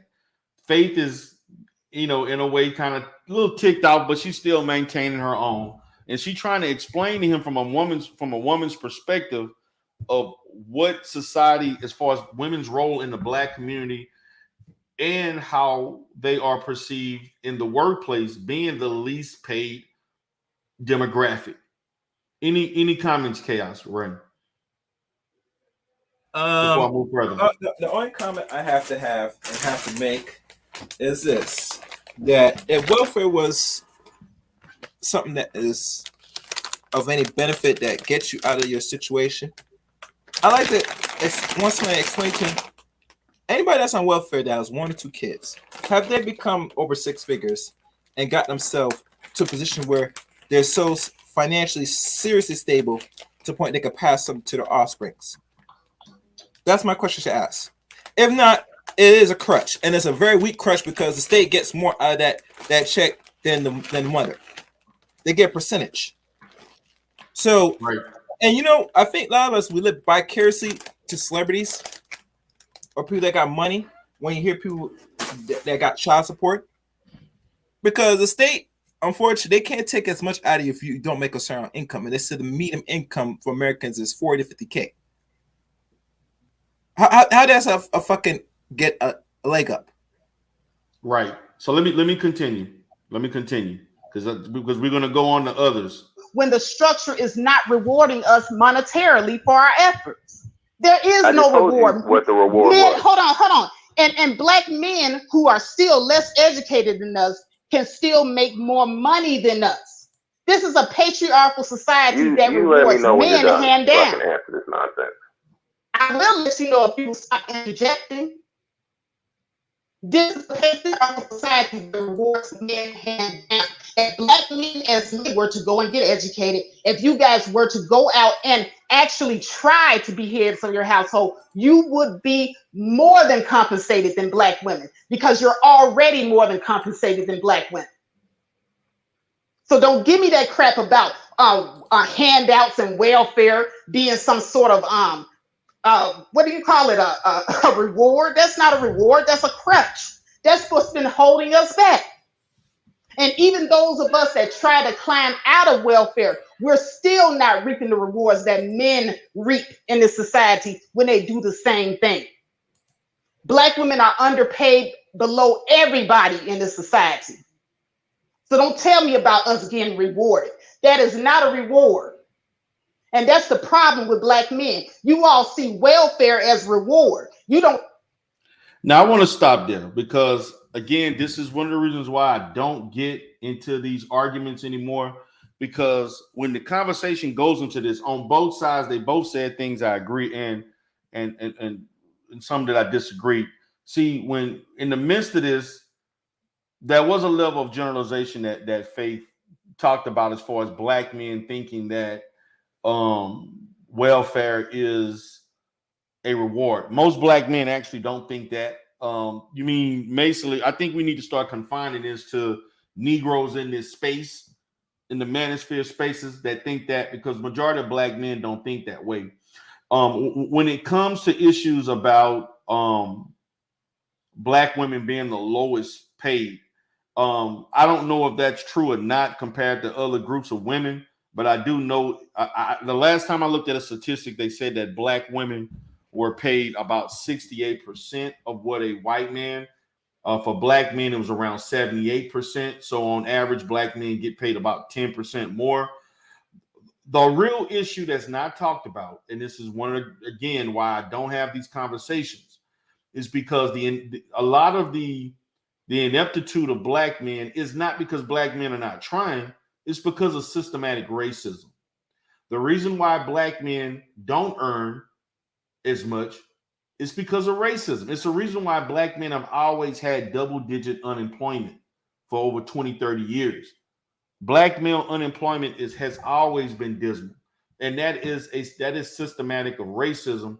It is not systematic of black men not wanting to work. And the only way that as a solution for us is that, and this is something we don't do, what we should be doing is honing our capital and resources together to create businesses for ourselves and employ one another in those businesses. We cannot look for other people to do this for us because they won't. They actually benefit by black men not being in those positions. So if we want to correct that, the system is not going to correct that for us. We have to correct that ourselves. So this is not systematic of black men being bad fathers or not wanting to work, because most overwhelming the majority of black men do work and they do earn a living.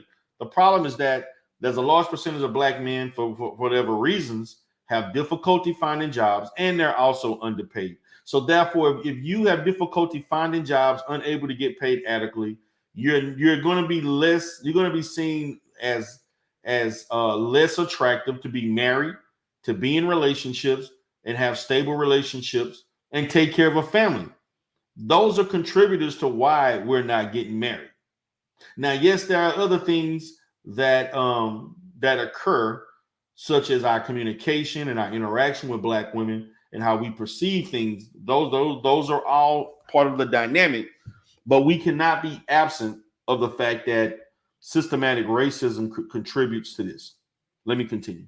Don't see it as something that you as men should be trying to get your women out of, your families out of. That's the reason why you're at the bottom of the totem pole, by the way. You're jealous of Black women and welfare benefits for far too long. Again, I hear Faye. This is YouTube. This is not congruent to real life. Black men are not jealous of Black women for anything. This is incel. This is her talking to incel. This is her talking to manosphere. Real Black men in real life would not even have this conversation. That is not the patriarchal reward of society. In a patriarchal society, even white men awarded their white women welfare when their men were falling. They rewarded their women the same type of handouts, and it was nothing. It still wasn't enough. Welfare is not a reward. And this is, again, from a misogynistic standpoint of this space of thinking this, any benefit. Black women have never chosen welfare at high rates over Black men. Many of those women maintain those relationships with Black men. And if you're a Black man that at that time that was okay with your woman being on welfare and not offering marriage or the ability to take care of her, that she didn't need that, but that's you're at fault of that. You can't fault her for doing something to survive. If you can give a better alternative, a better situation, you should have offered that and provided that. You could have declined and said, look, I'm not going to live or be with you if you wanted to continue to have these benefits and have to have me out the house every time a social worker comes in. I'm not willing to live under those conditions. Therefore, I'm going to work a job or two, take care of you. And if you work, that'll be even more to supplement things. But I'm not willing to live under those conditions. This is a function of white supremacy. Guy tried to keep going on. I'm not. Okay, well, Man Mouth just asked a legitimate question and you just sidestepped it. But you keep calling it a reward, and I want to know, how is welfare a reward, J.I.? That is a legitimate question. But it's stupid. I don't care what you it's think stupid, J.I. If you don't understand it, it's dumb. If you think it's stupid, then let it be stupid. Okay, well, if you want to keep saying it, why can't you explain it? Why can't you explain why is welfare a reward to you?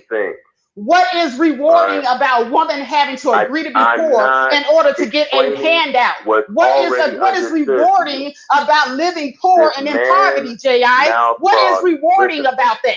I'm not trying to sway your mind. I know you believe whatever you believe. I don't care. No, because you don't even believe it. Going to be one of the pillars upon which this country collapses. And I've said that several times. I would ask you this question. Let me ask you this question.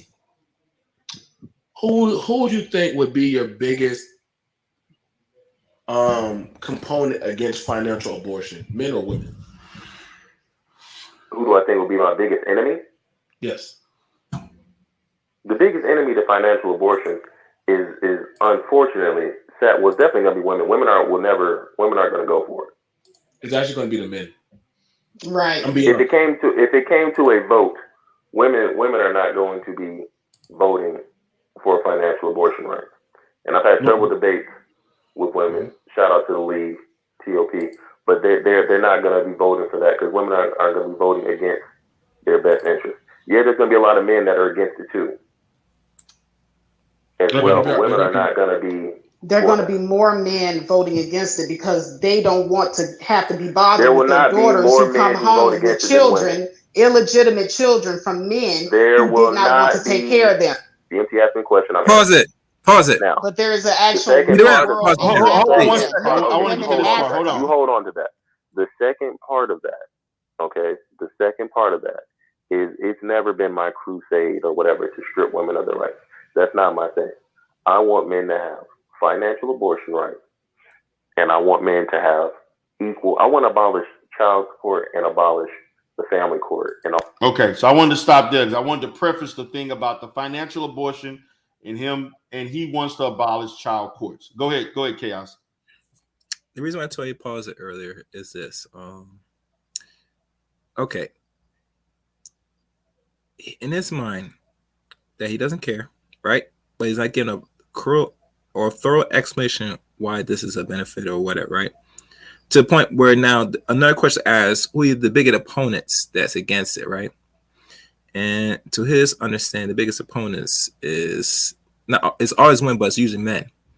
And Faith answered a very good question. You know why it's the biggest opponent? Because one, men, even to hear the men in the space, and a lot of men will agree, they don't want to take care of other men's children.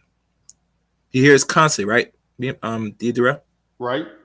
So why the fuck would you now let this person go off the hook, whether he's a Pookie Ray Ray, which that's another story, or a productive black man, because we're black people, off the hook to uphold some responsibilities to the seed he planted to a woman or said woman? That don't make no fucking sense. It doesn't. And here's the funny thing. Child support was designed originally for white people, white men especially. They're not going to roll back that because they already see the environment after the last century of this behavior. And the states came in and now they're making money off the movements and actions of other men. Can you imagine that? Right. Other men making bills to start to push back against other men's behavior. Because if men were moving according to what they say is, we should not be having all these children all over the place. And some men are either married or divorced and go find another wife and have more children. We're at a point now, Deidre, that we're supposed to be in a stage of decline in what they call depopulation now, especially in America and probably outside the world, if possible. That they can have men move the way they do now, like it was in the previous century and going on to this century. Because it's evident that you're going to go around, you're going pregnant next woman, someone that's pretty much younger on the average. And if it does go well, you walk off and then you start over and then like it's nothing, you have to pay nothing. And no one's saying every child you make, they have to be a copy to the state. Because who's going to mind? Because listen, let's be fair and honest. They talk about the bastardization of the communities, this baby mama. But at the end of the day, regardless what they say the numbers, and I always ask this question constantly. What age or what does it mean when a man is supposed to have a child for a said woman first time? I have not got one fucking answer to that. Have you noticed that? Right. So that tells me you don't know, because you know by the time you touch in your 30s, you might start popping some kids, and 40s, you definitely gonna pop multiple kids. So this data about this 50%, that's only for a very tiny percentage of men. And there's over almost 50 million of us. 6% of us are so-called black men in here. That means we're roughly almost 20. That's a small number. Right. Very small. Exactly. But see, we don't go into the deep details and ask the real logical questions. Because times have changed now.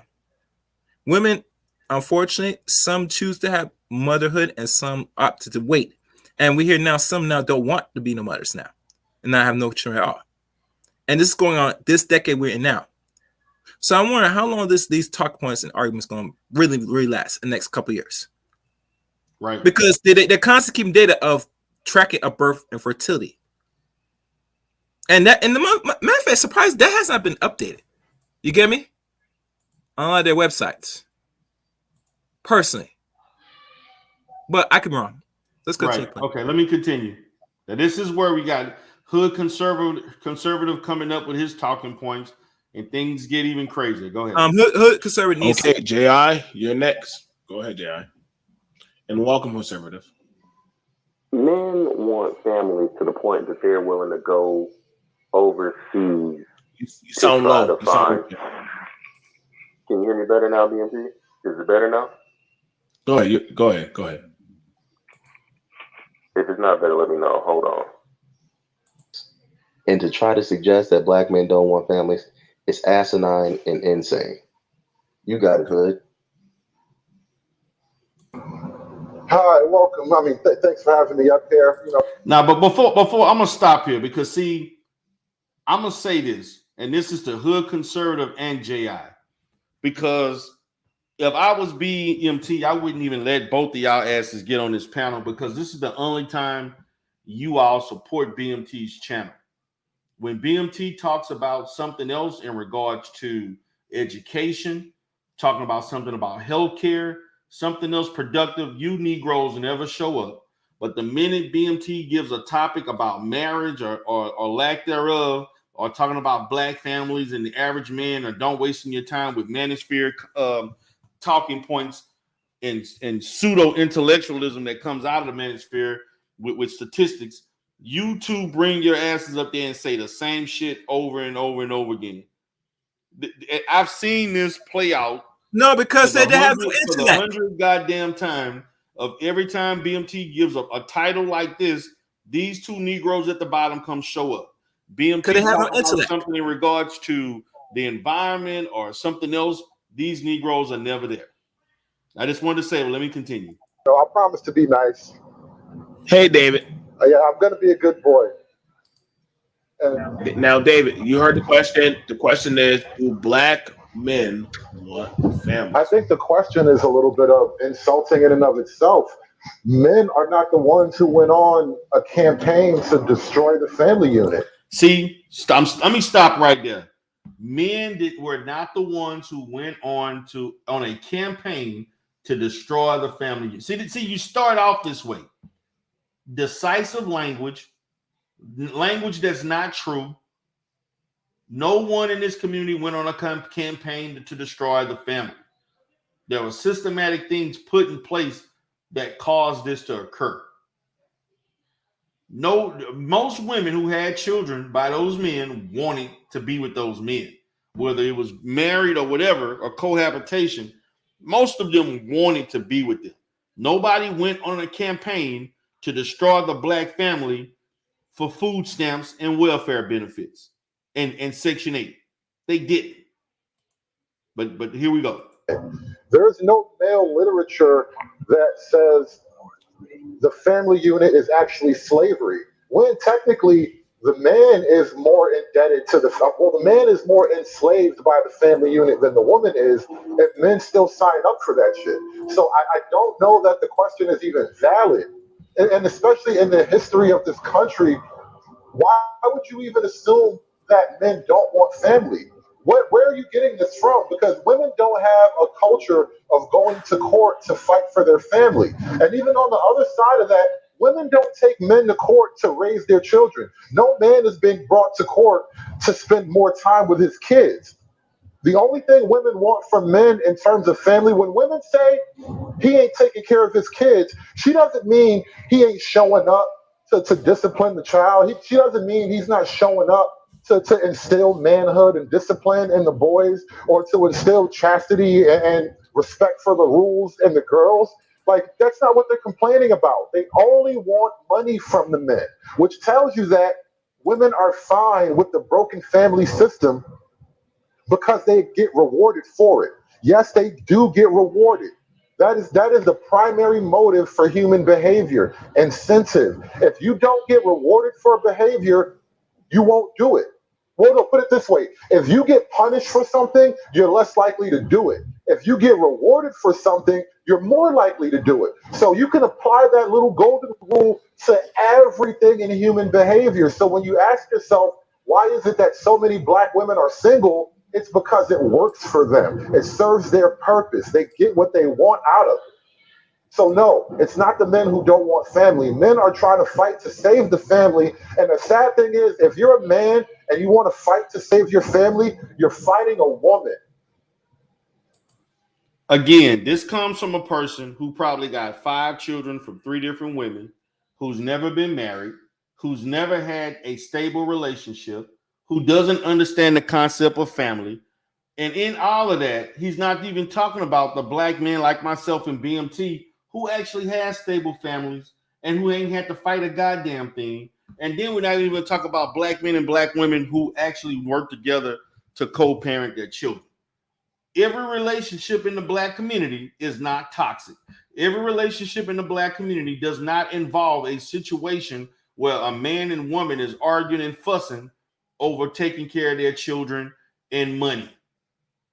And see, this is the misnomer of this space. This guy would not know what a stable relationship looks like because he's too busy trying to fight and one up women. This man at the bottom, hood conservative and JI, would not know a good black woman if she came in his face and talked to him.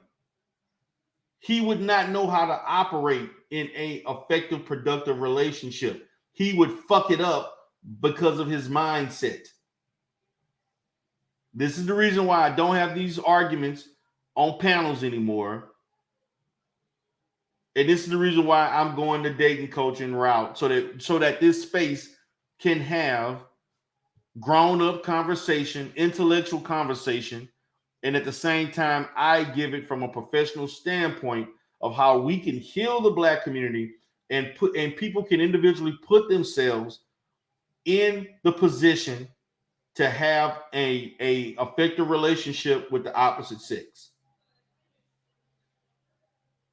That's what I'm attempting to do. This guy would not know how to operate or lead anybody anywhere because he's too busy wanting to fight women. Okay, thank you. All right. Majority of men don't want it. The majority of women don't want it. The stats reflect that. Betty Boot, as well as Gabrielle, about the second-class citizen woman, as well as asking the question: do black men overall want to get married? Or nah. Families. Do they want It's families? about families. Yeah. I'm pro-black. I'm pro-man. Well, not really pro-black, but I'm pro-man. All right. I'm not here to kick the table over. I'm not here to troll. The stats reflect what it is. No, black men don't want families. Neither do black women. This thing about families in the black community is not real. The stats reflect that. So we need to define what a family is. First of all, family is a married man and woman and kids. That's what a family is. Now, knowing the black community is perverted on what a family really is. That's a family. Married man and woman, kids, family. The majority of men don't want it. The majority of women don't want it. That is not true. This is another person who's coming up speaking filth and toxic language. Most black men and women want to have relationships and want to have families. The problem is a large percentage that don't know how to operate and function under the disguise of a marriage and family under one household. There's so many things going on with us personally, as far as flaws in our ineffectiveness in certain areas that allows dysfunction when the two of you interact with one another.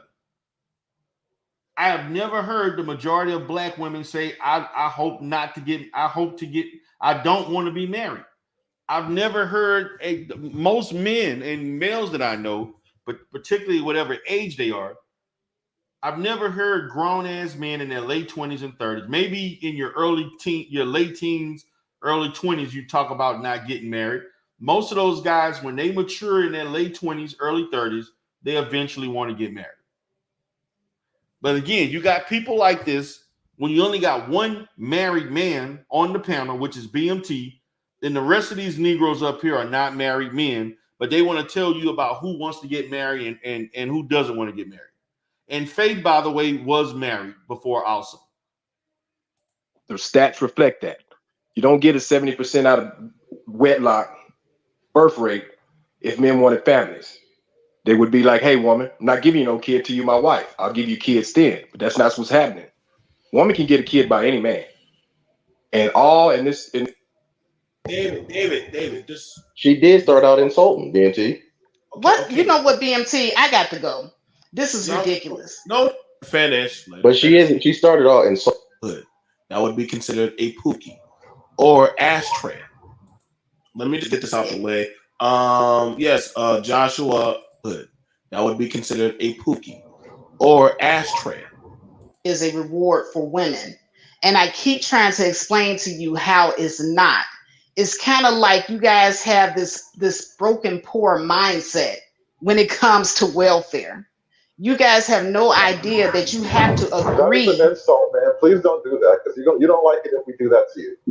Right. Excuse me, Let what? her finish, David. Let her finish. But she isn't. She started out insulting BMT. And what was the insult? Well, You excuse said me, I'm you say we have a poor mindset. Either we're broke or we're bad at thinking. David, just She did start out insulting BMT. what? You know what, BMT? I got to go.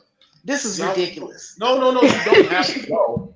You don't have to go. Listen, y'all can't get so triggered. David, you have a lot of high inflammatory Bro, things. nobody said anything insulting to this woman, but as soon as she talks, she calls us dumb and poor. Oh, she didn't call you dumb. She said What does it mean if you have a poor mind? What does that mean, BMT? That's not a positive comment. That's not positive. That is a negative comment towards the men on the panel. But she wants to be treated with respect. Right, It right. did, So you get because to when I kick me in said the balls. something about her, you told me I couldn't do it, BMT. Okay. You told me I couldn't insult her. Qualify. You have to qualify in order to get this. Now, there are some people who are running scams, and those people that run scams in this day and time with technology, they're having to pay that stuff back or go to jail. So there is no scamming the system like that. You have to be poor. So, 100%, right? Men, how are they supposed to look at the men? Okay, I can tell you that there are plenty of men that come in here. Like, say for instance, I saw Asian men getting welfare. I used to be an enrollment representative. They would come in here, all these illegals, all these immigrants don't even have a social security number. The men are the ones that get put on the roster. How do you think their women look at them when they first coming into this country and their men are getting government assistance? That isn't the same. You know why? Because they traveled across the fucking world with that man. They followed that man across the world. You think that's good? You think that bond is going to be broken by some free money? You women don't come into this with the same bond as the black man. Like that bond between that Chinese man and his wife, you didn't start out with that. You were born into I don't need no man. So when they put that free money in your face, you definitely not going to work with me. You know, David, what they're leaving out is those people came over here as families, married together, intact, that's what I'm saying, on the same plan. They make these disingenuous arguments as if people are stupid, and then they want to pretend like they don't understand. Correct. And that's why let this me stuff is give an never going to example. get fixed. I'm an immigrant or whatever person, right? So my parents came there, again, married.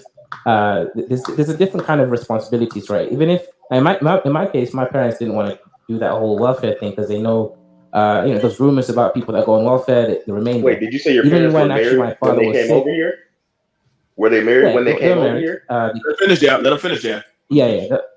Sorry, they're already married. So my mother came first, right? Then brought everybody else, right? But they're obviously married. So the thing is, when people come in from, let's say, other countries, there's a lot more responsibility. So, like, let's say a little bit of free money, that they're not thinking about surviving. They're thinking about immersing wealth to help and support their families back home.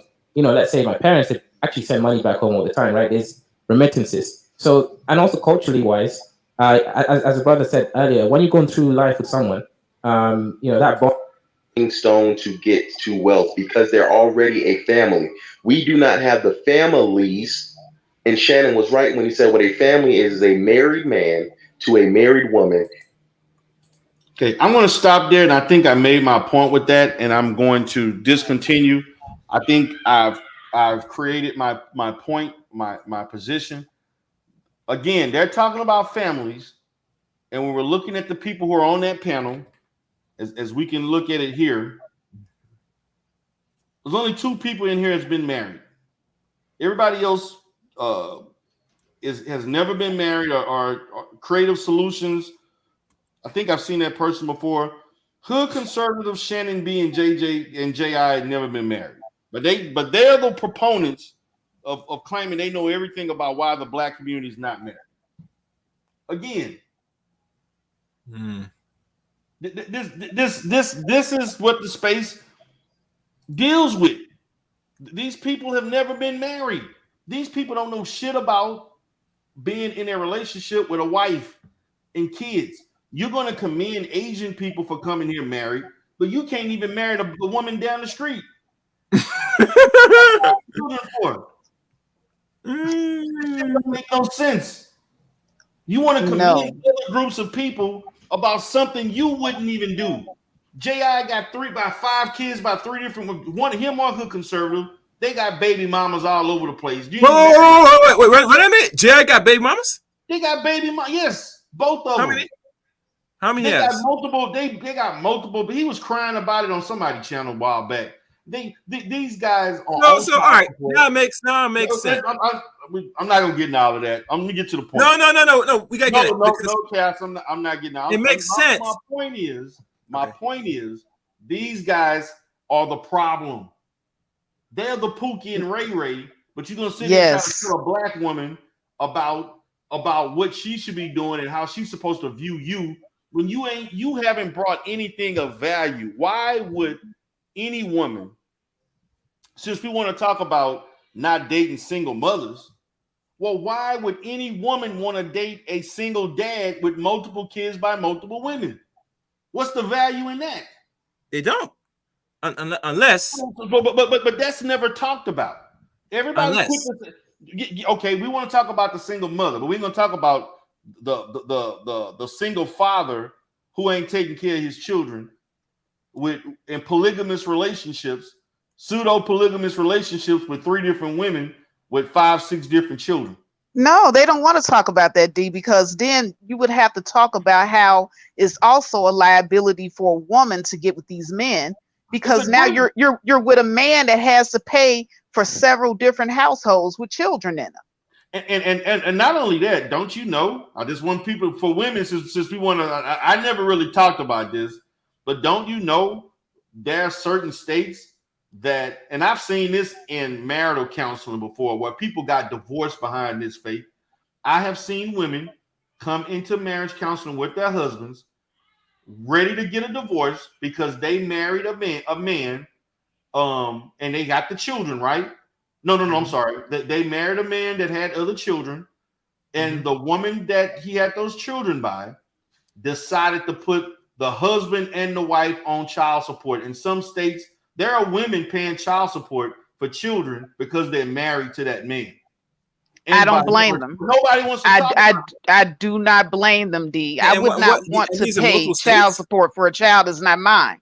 Exactly. So I'm looking at it and see the reason why I'm prefacing this, Faith, because again, I want to look at both sides of the dynamic. If you're going to tell black men not to marry and not to be with single mothers because you don't want to take care of no other children, but then you cannot blame black women for not being married to black men with 3 or 4 children, and the woman or 1 or 2 children put you both on child support because they're looking at the overall household income, not his income alone. So yes, there are women who are paying child support that are in marriages to men from previous relationships, but nobody talks about that. See, this is why, if we can't have the real conversation, I prefer not to have a conversation at all. But let's be honest, Deidre. Let's be honest. For a woman to sit there and entertain a dude that has more than 1 child, he has to be doing something right, in my opinion, personally. And Faithful, he's doing something right, and I'm gonna say, well, he's doing something right that let this woman keep this dude around. You get me? Unfortunately. Well, define what that is. That's much as I want to say that situation. I don't know. No, it's not a situation. Because let's think about it.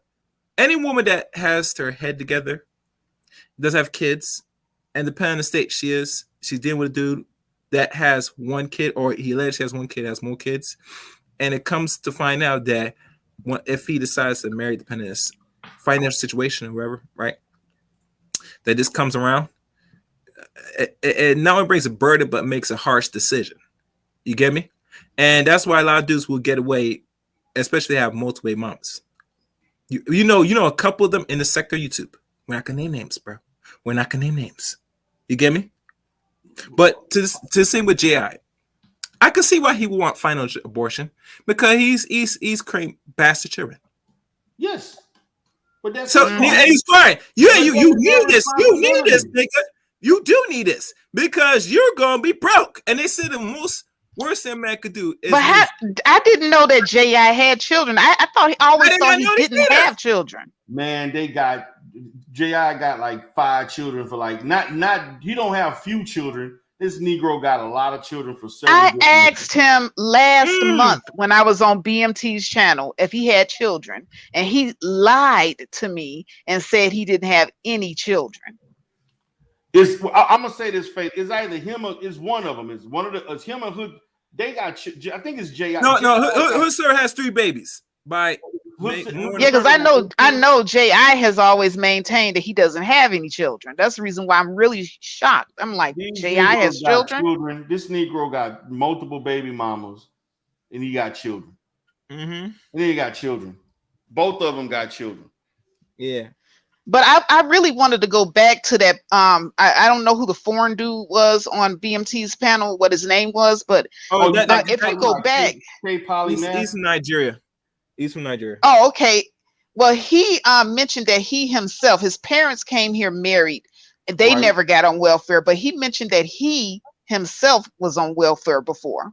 Okay. He received food stamps and assistance and stuff like that. And he said it was because he was poor and, he was going to school, he was in college and he needed the help. He needed it. And those guys sat there and said, oh, but you were in school. But then I turned around and I pointed, wait. But I turned around and I pointed out, I said, but there's a lot of Black women that are on welfare and they're in college too. And you all still drag them through the mud. And they said there's a difference. What's the difference? What's the difference? I don't know. See, you should have left. I don't blame you for wanting to leave because I can't do it.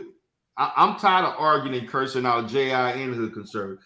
I can't have these conversations with them because you just pointed out a very logical instance that's this is an immigrant, right?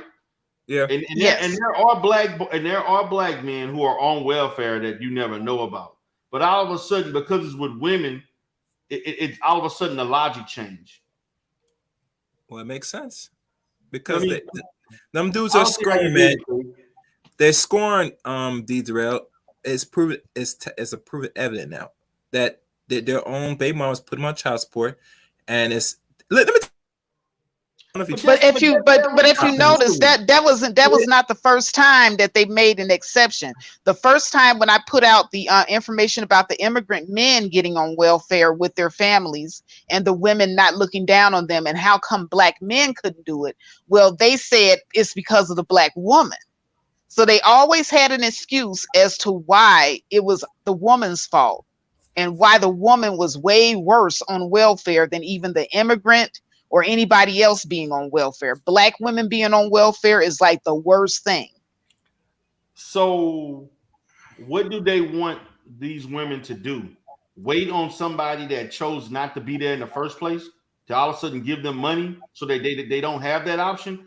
Black women, see, this is what they don't look at. The women who chose to be on welfare, most of those women, now that is generational welfare. I get that. People that are, one generation. But I'm talking about situations where women are in this because that's a last resort. Right. They have men who left them, not taking care of their children. So what are they supposed to do? Be out in the street? Like what's the option? But here's the thing: the statistics show that Black women that get on welfare we're more likely the ones to be getting off welfare. Right, that is true. I don't understand why they would look at this as a bad thing for our people when the women are actually flourishing on it. And the children are benefiting because the women are flourishing by getting off of it. Well, it's Black women have always been the face of welfare, even though it's way more white women. White women are actually the biggest recipients, and since you want to call it rewards, I ain't never heard of welfare being a reward, but they're the ones who are actually getting all of the rewards of welfare. It's not Black women. overwhelming. All of that. Well, I have a video, Dita Rail, that says exactly the same thing. There's a guy from, I think it was like the 70s. We remember that video where all those women were sitting around saying they don't need a man, and then they also interviewed one of the. Yeah. They also interviewed one of the men. That was the mid 80s.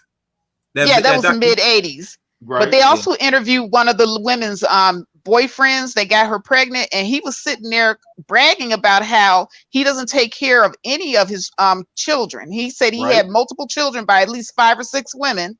And then they asked him, well, how are your children being taken care of? And he proudly sat there and said, welfare does what I don't do. Facts. And there are a lot of black men. Hey, you know they skipped that part. There are a lot of black men who make children and they don't have no intention of taking care of them damn children. And that's the problem. That is the single biggest problem in the black community. You got too many men creating children with no intention of taking care of them. And then you want to sit here and wonder this whole thing about black men wanting marriage over. No, that's not true. A lot of these guys don't even understand the concept. The guys on that panel didn't even understand the concept of marriage because none of them have ever been in a marriage. So who are you to tell any woman or man how they're supposed to function in a marriage? And y'all can't even have stable relationships to even get to that point. See, this is why I can't do the JI hood conservative with them. Because they are the last people, based on their track record. To me, they're no different than Cynthia G. They're the last person that should be talking about this. Well, actually, it's funny you said that because towards the end of the video, they did start going in on each other. And because of a lot of stuff that J.I. was saying did align a lot with Cynthia G's talking points. Exactly. And my thing is saying this stuff, and you two both have track records that you should be embarrassed to talk about anything. In my perspective, you should never want to talk about anything about telling black women about what choices they should make, and this whole thing about this the kind of woman you want, the Pookie and the Ray. No, they don't. They don't want the Pookie and Ray Ray. Nobody wants it. There's a percentage of young women that don't know the difference, that like the Pookie and Ray Ray swag and all that shit. And let me say this. Those very women who like those Pookie and Ray Rays when they were 18, talk to them when they 28 and watch how their whole mindset changed. There's a bunch of women who like the Pookie and Ray Ray back then, but when they 28, 29, 30s, they see no value in no Pookie and Ray Ray. Nobody choosing them like that. No, nobody is going. Even the younger women don't even go for Pookie and Ray Ray. Yeah, there's so much information out here now. I mean, everybody's getting gamed up now. But nobody is choosing Pookies and Ray Rays are the ones who are lying and trying to finesse and use quote unquote game and all this other shit. And then when somebody realizes that you ain't really got nothing to offer, they done with you. And my thing is this: with hood conservative, you got 3 children, and you ain't married one of the women that had those children for you. So can you explain that? I can't believe it. See, I wish I had known this when I was up there. Man, I forgot. This was actually about 2 or 3 months ago. He talked about this. I can't even remember the channel, and I was shocked too. I'm like, wait, he got children? I thought, and they said yes. They said they had all them children by different women. And I'm like, well, it got much worse because then they got to talking about how there are no chaste women anymore. But in the same breath, they want to still be able to sleep with all the women that they can. And so I'm telling J.I., I said, do you understand what you're saying? If you're telling yourself and men to go and just plow through the dating field, you're messing up your own dating pool. Facts. Now, my thing is, why would you think chaste women gonna want you anyway? Yeah, you know what? In his reality, is probably not any, because The chase women don't want you. So yes, the likely of you being with a chase woman is going to be very unlikely. Why would they want to be with a man like you with all these children, never been married, you don't have nothing to offer anybody of substance? Why would a chase woman want to settle for you?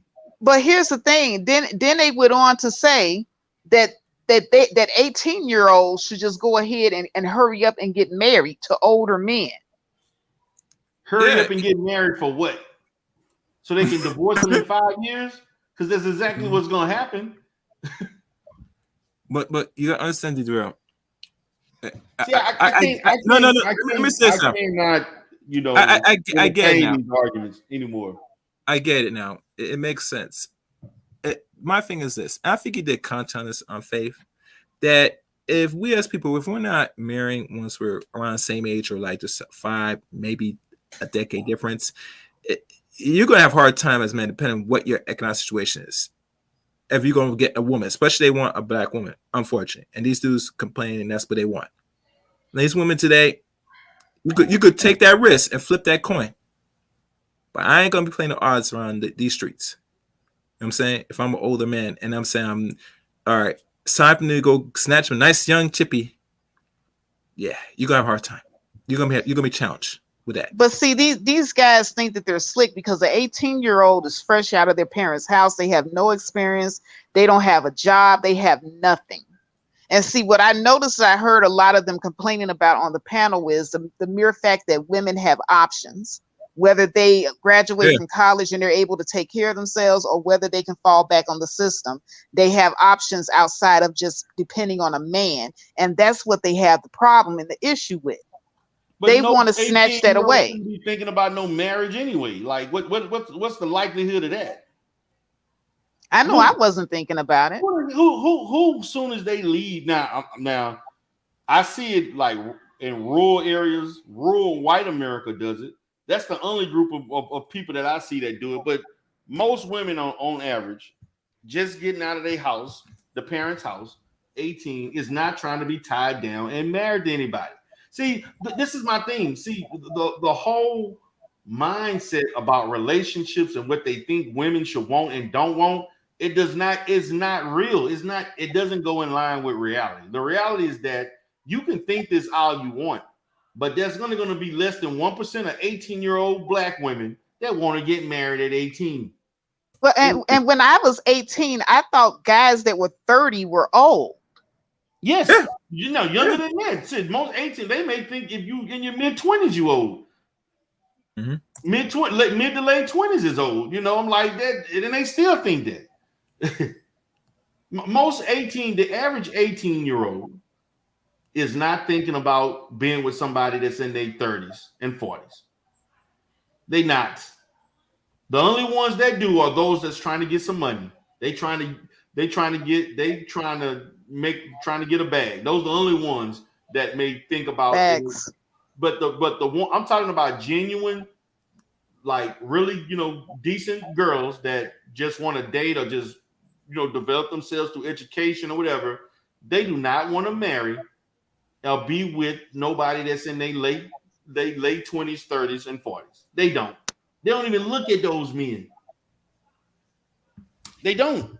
The only ones that do are the ones who are highly materialistic and they want you for a bag. Yeah, those types. But let's be honest. Baby and all of, yeah, they'll date anybody of any age if you can take them shopping and help them get a car and pay the rent. Yeah, those types. But that's the minority, the overwhelming majority. Yeah, and then they're going back and giggling with their girlfriends and talking about what they getting up out of you, and then they'll take their little cute outfits that you bought them and wear them around the guys they really want to be with. Facts. But let's be honest. For any woman that's taking anybody that's 20 or greater, how I look at it, a lot of them don't have no father figures in their life. You get me? They can have father figures or not. No. Hear me out. It's about materialism. Yeah, but if they cannot afford to live, there are a lot of I'm not gonna say a lot, but there is a healthy percentage of 18, 19-year-olds who want to have Gucci, they want to have Louis Vuitton. They parents can't afford it. They can't afford to get it, and they're gonna go to a man that can give them that. And like I said, irregardless if they got a father or not. well, you gotta understand the realm. Well, a lot of them, and let's be honest, a lot of dudes, depending on how they keep themselves, they're not gonna tell the age of the woman they deal. Like if a woman asks, they're gonna lie, and if they know, yeah, it's gonna bring a different perspective, especially if they're like gaps from over 10 or more years. You get me? Especially 15 or 20 years. And let's be honest, a lot of us, we're not really transparent of our age anyway. So if, like I said, they tell me, said I'm gonna get a younger girl and like 20 or more years difference, then obviously you're gonna have to probably lie to that chick mostly. Man, because like I said, see that's why. Man, those women. Let me say this, man. See, you want to be 40 and you want to date somebody 20. And then when you 30, they 50, they 40, you 67 years old. Yeah, you can't even sexually please that woman you with. So what you think she gonna do? You can't. She's gonna cheat. She gonna cheat. But I think cheat before she get in her 20s and 30s. I mean, those relationships don't last, and that's what I'm gonna talk about. Like. You should talk about it. We gotta quit. Now the only way I'm gonna tell you this. Now, it's a difference if the woman is 40 years old, mature woman, been married maybe once, and she with a 60, 65-year-old man. Yeah, that's different. That's different. That relationship may work, but no 20-year-old married to a 45-year-old, that shit is not working. Yeah. I give it 5 years. You need some Viagra for that to maintain that. It's gonna get old. A lot of these older men trying to control these young girls. They abusing them. They can try to control them, try to treat them like a daughter, like a pseudo daughter, child or whatever. And they're gonna get tired of living like they're in a prison, and they're gonna leave. 2 years ago, I told everybody it's these old men shooting up the club because they in there looking for their young girlfriends, and people were laughing at me. And then there was, I believe, an article that came out, some club in Ohio got shot up, and it was this old dude in there. And sure enough, he got into an argument with some younger guys in there over his girlfriend. Yeah. A young girl you shouldn't even be dating. But my thing is, again, you have these arguments with them. They come with the same manosphere talking points. The same, man, every time, like I said, and I said this earlier, where are they when BMT talking about education or helping some type of school or some type of positive thing? You don't see them around at all. Only when it's on stuff like that, then they want to come up, popping up, wanting to give an opinion, and then want people to be cordial and nice to them if that, knowing their track record. I don't know if you played the first half of the video where he was saying, when he was calling me out my name, unprovoked. Yes, and that's another thing. They be the main one acting like that, but expect you to just be quiet and accept abuse. Like where do these people come from, man? And they do this. I know that it's something wrong with you every time you interact with women. Not just on BMT panel, but I've seen these guys on other panels. Every time a woman come into the panel, they get in an argument with these women. I've seen this on multiple channels. Every time a woman come up, they argue. They start arguing, and then they start expecting you need to be quiet. Why don't you just shut up? How you gonna tell somebody, a grown-ass woman, to shut up? Like, really? But for you to tell a grown ass woman to shut, like you could ask me, let me speak, or let me, can you please? I mean, Faith, I don't know how you did it. You reserved yourself to a certain extent, but I don't see how you did it. No, you gotta understand. What's up, Mary? I see him in the chat room. Listen, this is the most power they're gonna get, and it's on the avatars off the internet with other people. Outside this internet shit, they don't have the same griping power. Personally, why do you think they're so bold now on when people around, when other women on the panels? Do you understand that, Deidre? Yeah, of course I understand. The only time the boldest come and say, "Be quiet, shut up," and all that stuff, because they're behind the mic.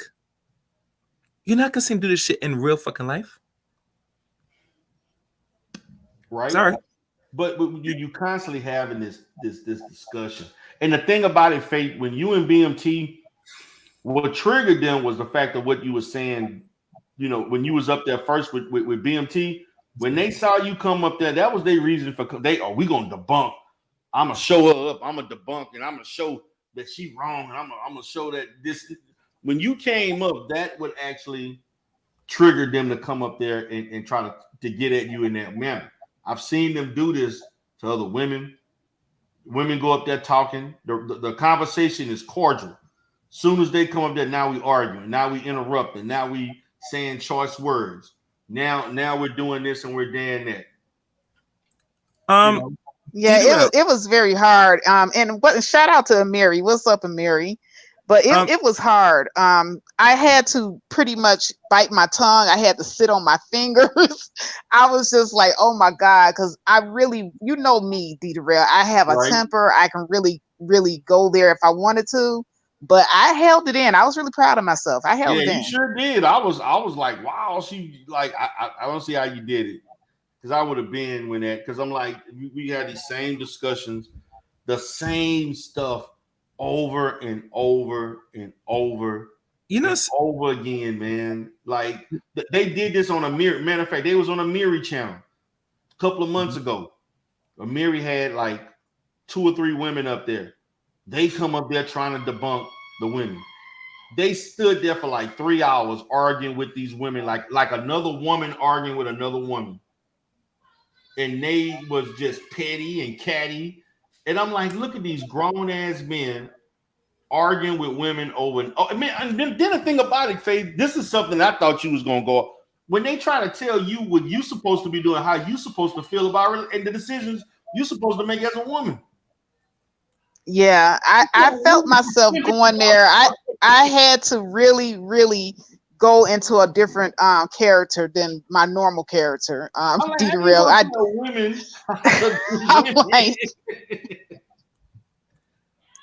They was literally trying to tell women what women supposed to be doing.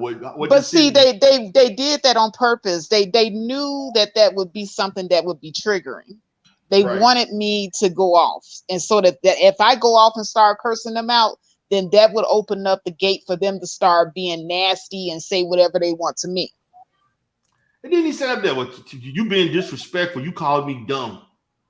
No, she didn't. She told me, I forgot what the term, you said something about their mindset, something, but you didn't say I said they had a broken poor man's mindset. They did. If you think welfare is a reward that you can thrive off of, that's a poor person's mindset.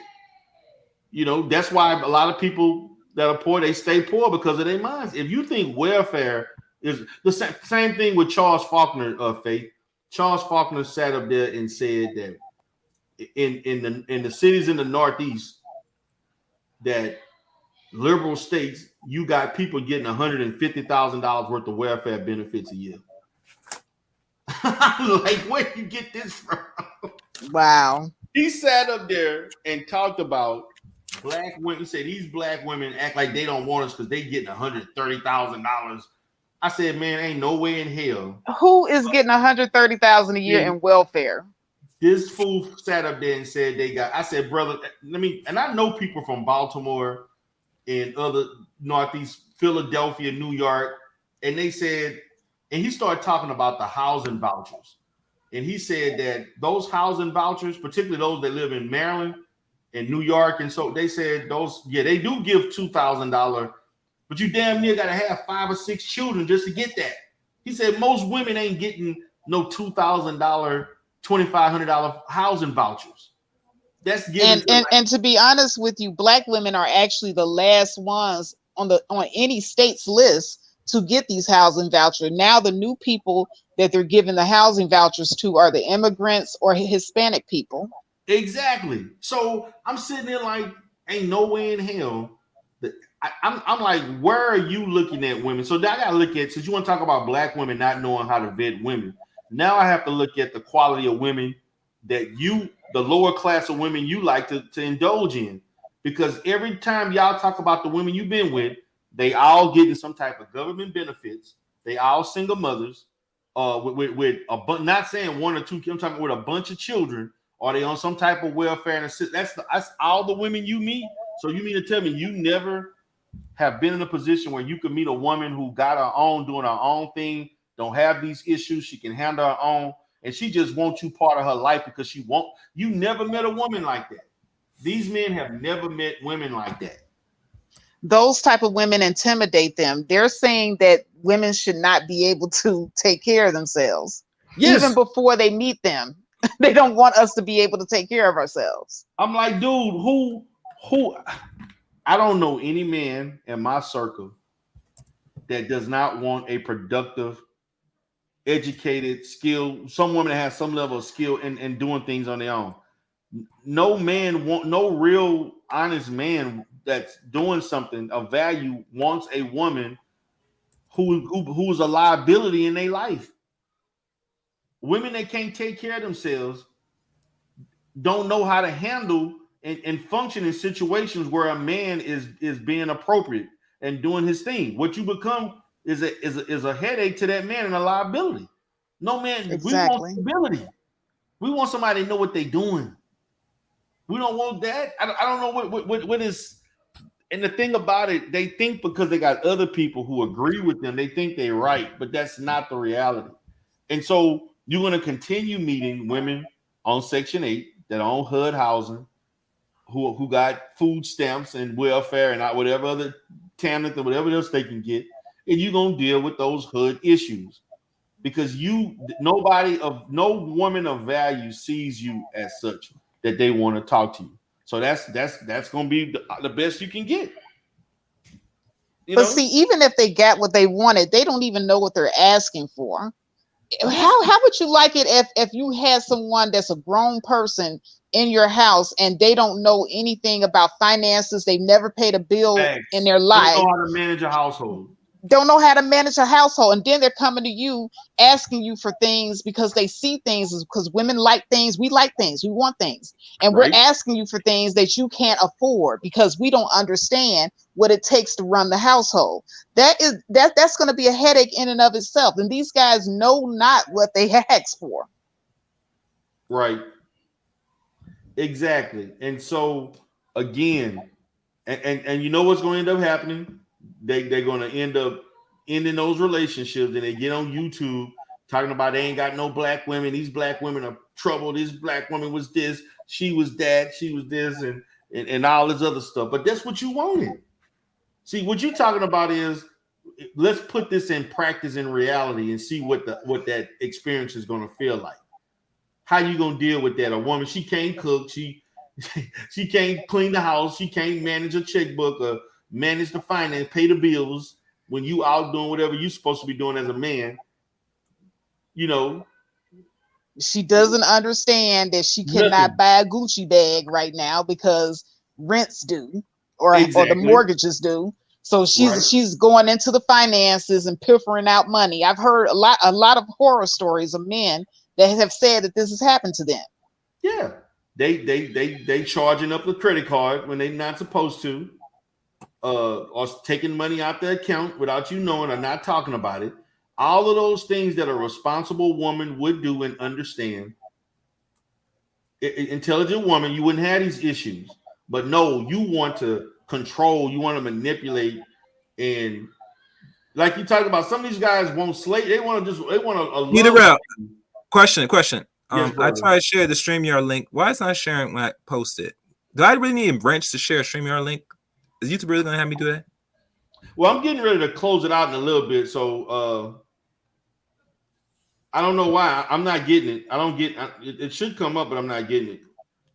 No, like I'm doing some in the chat because I want to see if he wants you to drop the link again in the chat to see if Mary wants to come up. Yeah. Okay, put the link. Oh. Yeah, you're gonna do it. I got no wrench. This is not gonna allow me. Go ahead. Okay, I got it.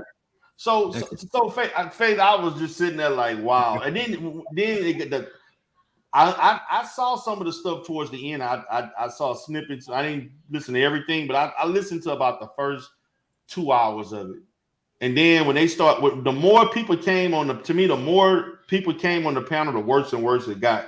Till I just stopped listening.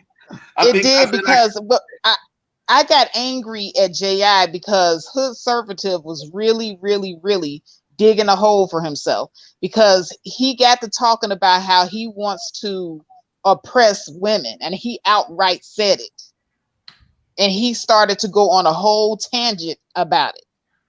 And I think JI was running interference, because I really wanted him to continue on with his rant. I want to oppress women. Like, brother, what kind of incel shit is that? I call them incel. They are incel. I mean, well, J.I. because he didn't spread his seed around, but he may be an incel now, because once no woman want that set up. You know, well, how many children you got? I got 3 children. How many baby mamas? 3 baby mamas. Shit, some black women got their purse and they got out the chair. They picked their purse up and left the dinner table. What's that Viola Davis meme where she grabs her purse and get up and roll her ass? Like, who want that? Like man, like you can't sit here and talk about. I'm gonna say this, man. Look, this whole thing about single mothers, they need to let that shit go, because there are plenty of men that are marrying women who got 1 or 2 children. Now, every man got their limit. Now, in my position, I don't think I could date a woman with more than 2 children. Particularly if they was married in a relationship, that'd be different. Like, let's say if you was married with 3 children, and you got all your children by the same man you married. Okay, I can do that, because divorces happen. You've obviously shown that you have been in a consistent relationship. You was with this person. The marriage didn't work. Okay, I look at that different. If you became a single mother due to marriage, or just by having or none, to me, I look at that different. But if you a person who was just slinging everywhere, and you got all these goddamn children and stuff like that, or a woman who had all these children just irresponsibly, I'm not trying to be the next baby daddy. I'm not. That's not me. That's not me. Every man has, some men 1 child. Some men don't want to date a woman with no children. But if you a person with children, you cannot expect a person to come into the table with something you can't even provide. Like, right. You can't expect a woman to be childless and you got 4 children or 2 or even 1 child. I'm sorry, that's hypocritical. How you gonna tell somebody to do something you can't even do, that you didn't even do? How you expect a woman to be chaste if you dirty Dick Rodney everywhere? I mean, just like this shit that don't even make sense. These guys are delusional, man. And the other guys, they think that they could have all these children, they can sow their seed and mess up the dating pool, and then they can come and get your pristine, clean, fresh 18-year-old. Shit. Good luck. Hey, listen. Good luck to that. How you think the fathers of those 18 years gonna feel knowing their child? But that's another thing you're gonna have to deal with. Because trust me, that ain't gonna be done without some type of pushback. But Faith, I wanted to ask you this: what did you think about the guy Shannon B? Because he came up there talking foolishness too. I don't know if you remembered him. Yeah, I remember Shannon. He did actually make some good points towards the end. Towards the end, I think that Hood Servative and J.I. was actually beginning to embarrass him. Okay. And I don't know if you watched the evolution of Shannon just kind of distancing himself from them throughout the stream. Oh, okay. It's an evolution. When I kind of left the stream when I saw, I think it was maybe a little bit after Creative Solutions got up there for maybe another 20-30 minutes. I left after that. I left around the 2:30 mark. Somewhere around 2:15, 2:30 mark. But so who wanted the link? Because I put the link out there, they didn't get it. If not, because I'm going to just move forward. But you cannot. All right, you might have to close out. Yeah. Who? You might have to close out. Yeah. I sent the link, but nobody. So my position is that you have to be with someone. You got to have reasonable expectations. You cannot be that you want all this stuff and you live in raggedy. Like, you can't expect a woman to have a house or apartment or something, transportation, and you living home with your mom with nothing, but you expecting all this shit, like, which is basic. But if you ain't even got the basics, and like, and I'm gonna talk about that. If you a black man, you show no level of independence, meaning you ain't got your own shit. You living at home with a job and car, that's not independence. If you living at home with somebody, that is not independence. That is not seen. Now, some women don't care, and I'm gonna get on women for this. Wouldn't wouldn't that be suspicious of a man not having his own shit? Like you not, that's something you need to look at. Very suspicious. I'm gonna be suspicious of and only a woman that's desperate and has low self-esteem would accept anything like that. Yes, that's what I'm saying. If you are a 30-year-old woman and you dating a 35-year-old man, and he at home with his parents, and let's say he holding a job and everything, he consistent, but he is content with living at home, that's a problem. Mm-hmm. That is a big problem. Yeah. That means this person ain't trying to build for himself, and he not willing to provide and build for you if you involved with him. You know, this person, that's too old to be at home, and you just living comfortable off your parents, not paying bills or rent because you want to go and hang out and go travel and do all this other stuff. That's not adulthood. That's not being manly. That is not, to me, an attractive trait that women. No, I would advise any young person to at least get out and be on your own for at least 2 or 3 years. You know, 2 or 3 years on your own, paying your own bills, getting used to adulting. And then, you know, see about, you know, merging in with someone else. Yeah. But if you have never done that before, it's going to be very difficult. I like, you know, seeing a man that has a long record of taking care of himself. Like he has his own car, his own place, his own house, businesses, you know, things of that nature. Like, it really depends on the age range too and what I expect. Now, when I was younger, you know, in my 20s, I just expected to see a guy in his own place with his own car. Now, in my 40s, you know, he's got to have way more than that. Yeah, you need to have a house. House. Yes. You get a house on all fronts, because that should be the expectations should be higher. The older you are, the more established you should be. You know, right? And I don't want to hear this about I was bankrupt at 32. So that means you made bad financial decisions. That means you was irresponsible. Unless he's taking calculated risks. I really wish you had listened to that panel even further, because Shannon actually got down hard on the guys, because BMT brought up the point that a lot of black women are homeowners. Yes, they are. That's so you know, increase in black women owning homes. Yeah. And so the men were actually saying, you know, owning a house is overrated. You know, why would you buy a house and you don't have children? And they were like really down. They were really downplaying it. And I'm not sure I agree with that.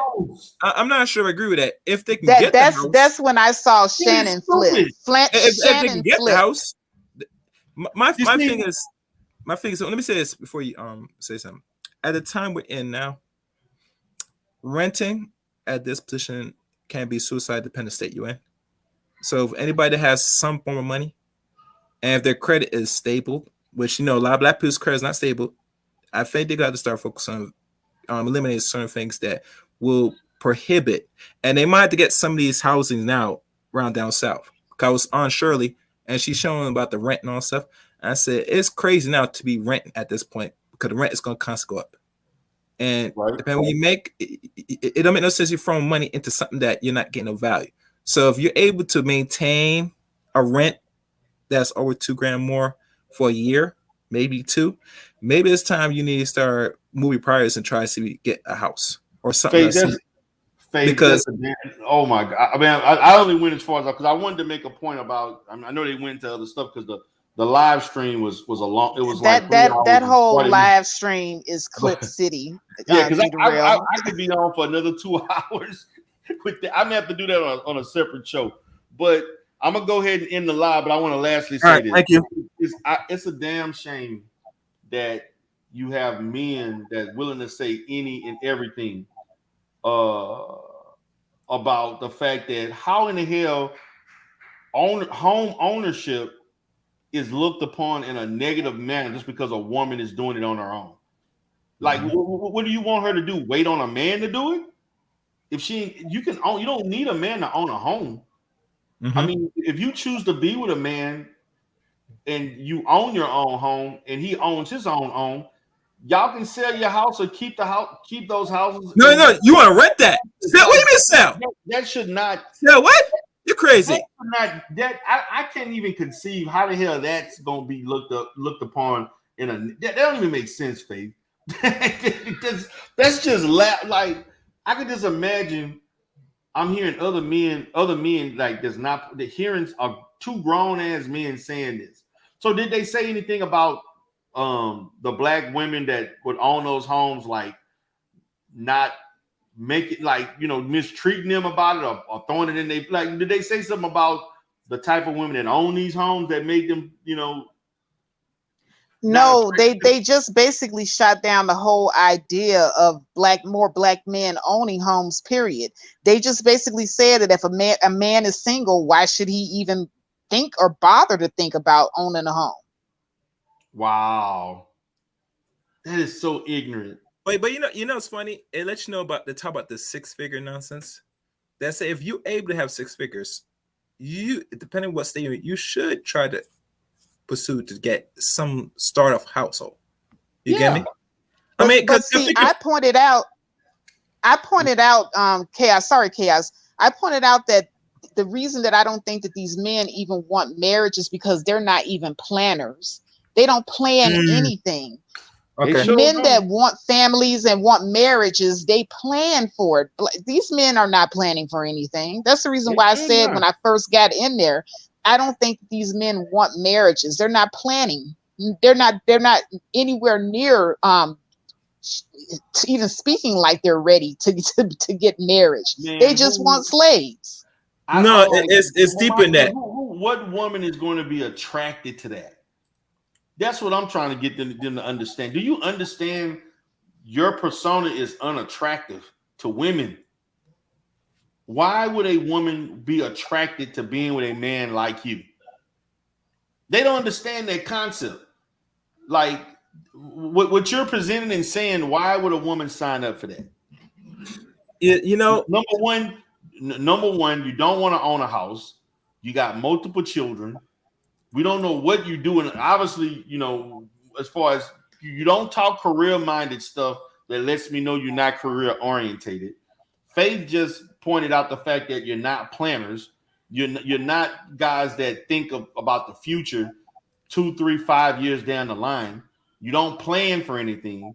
So why would you be attractive to any stable-minded woman? Mm-hmm. Like why? What is attractive about you? That well, if they take away our welfare, maybe we'll be more attracted to them. But they don't understand what a relationship is. What they understand is power and control. They don't, and that's not what a relationship is based on. Effective relationships is not based on power and control. And things and exploiting others and putting them under harsh conditions and things. They don't understand that, which leads me to understand that they don't understand women, and that's why they can continue to have the mindset they have, because they're not willing to change. because if they don't change, even if everything was taken away from black women here, that's going to push black women even further into dating out. Because women are going to automatically gravitate to the men that can provide. Right. Well, they already doing that already. But anyway, Deidre, that's all I'm gonna have to say. All right, brother. Any last words, Faith? No, I'm stick a fork in me. I'm done. I'm just like, man, I was sitting there listening to this and I'm like, oh my. And BMT sent me the link, I think. But I couldn't come up because I was doing some other stuff. But I think he sent me a link, but I couldn't come up. I'm actually glad. No, that was yesterday. He sent me link. But I saw it like this was like around what 1 o'clock today. Yeah.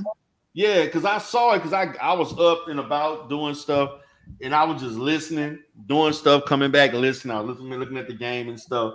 And I'm like, and the more I saw more people come up there, the worse it works. I was like, oh my God. And so when I decided to go live, I listened to it more in detail. So I said, I got to point out the shit that J.I. was saying and the stuff that Hood Conservative, because this is, I'm like, I can't. It gets better. Hood Conservative even went and did a whole stream about how he wants to oppress women. He's breaking down why it's a good idea, how they should go about doing it. Man, that's clickbait. Listen, Faith, listen. At this point, I don't take a lot of these dudes' content seriously, Faith. Anytime they doing after is they look for content. Right there doing that content, that's just draw some attraction. Everybody knows saying no one's listening, no one hears, they ain't know about you, Negroes. Y'all delusional. You're in the ethers, whatever you want to call it. And like I said, Leader, we can go on with this, but you're already pushing through. Right. And I'm hoping that we start to apply foolishness he said. But guys, I appreciate y'all for coming up. Faith, you always know I appreciate your commentary and your content. You plan on doing anything next week? I'll probably do the same thing that you did today. I want to go over BMT's stream, but this time I want to really go over some of the key points that I felt was missing, because we hit on some of them here, but I'm going to do it Faith style, because I really got to put my little spin on this thing, because these guys were ridiculous, absolutely ridiculous. All right. Well, guys, thank you so much, D. I'm out. Thank you for being here. Appreciate you all for being here. This is D Durrell with D Durrell the Rebirth. Again, guys, I will be working on my D Durrell Spears TV dating coach channel. I'm going to probably release it in about 2 weeks. I'm still kind of getting some things together for the content for the platform. I'm definitely going to put out a teaser video to kind of get you to subscribe to the channel. Y'all have a great day. Peace.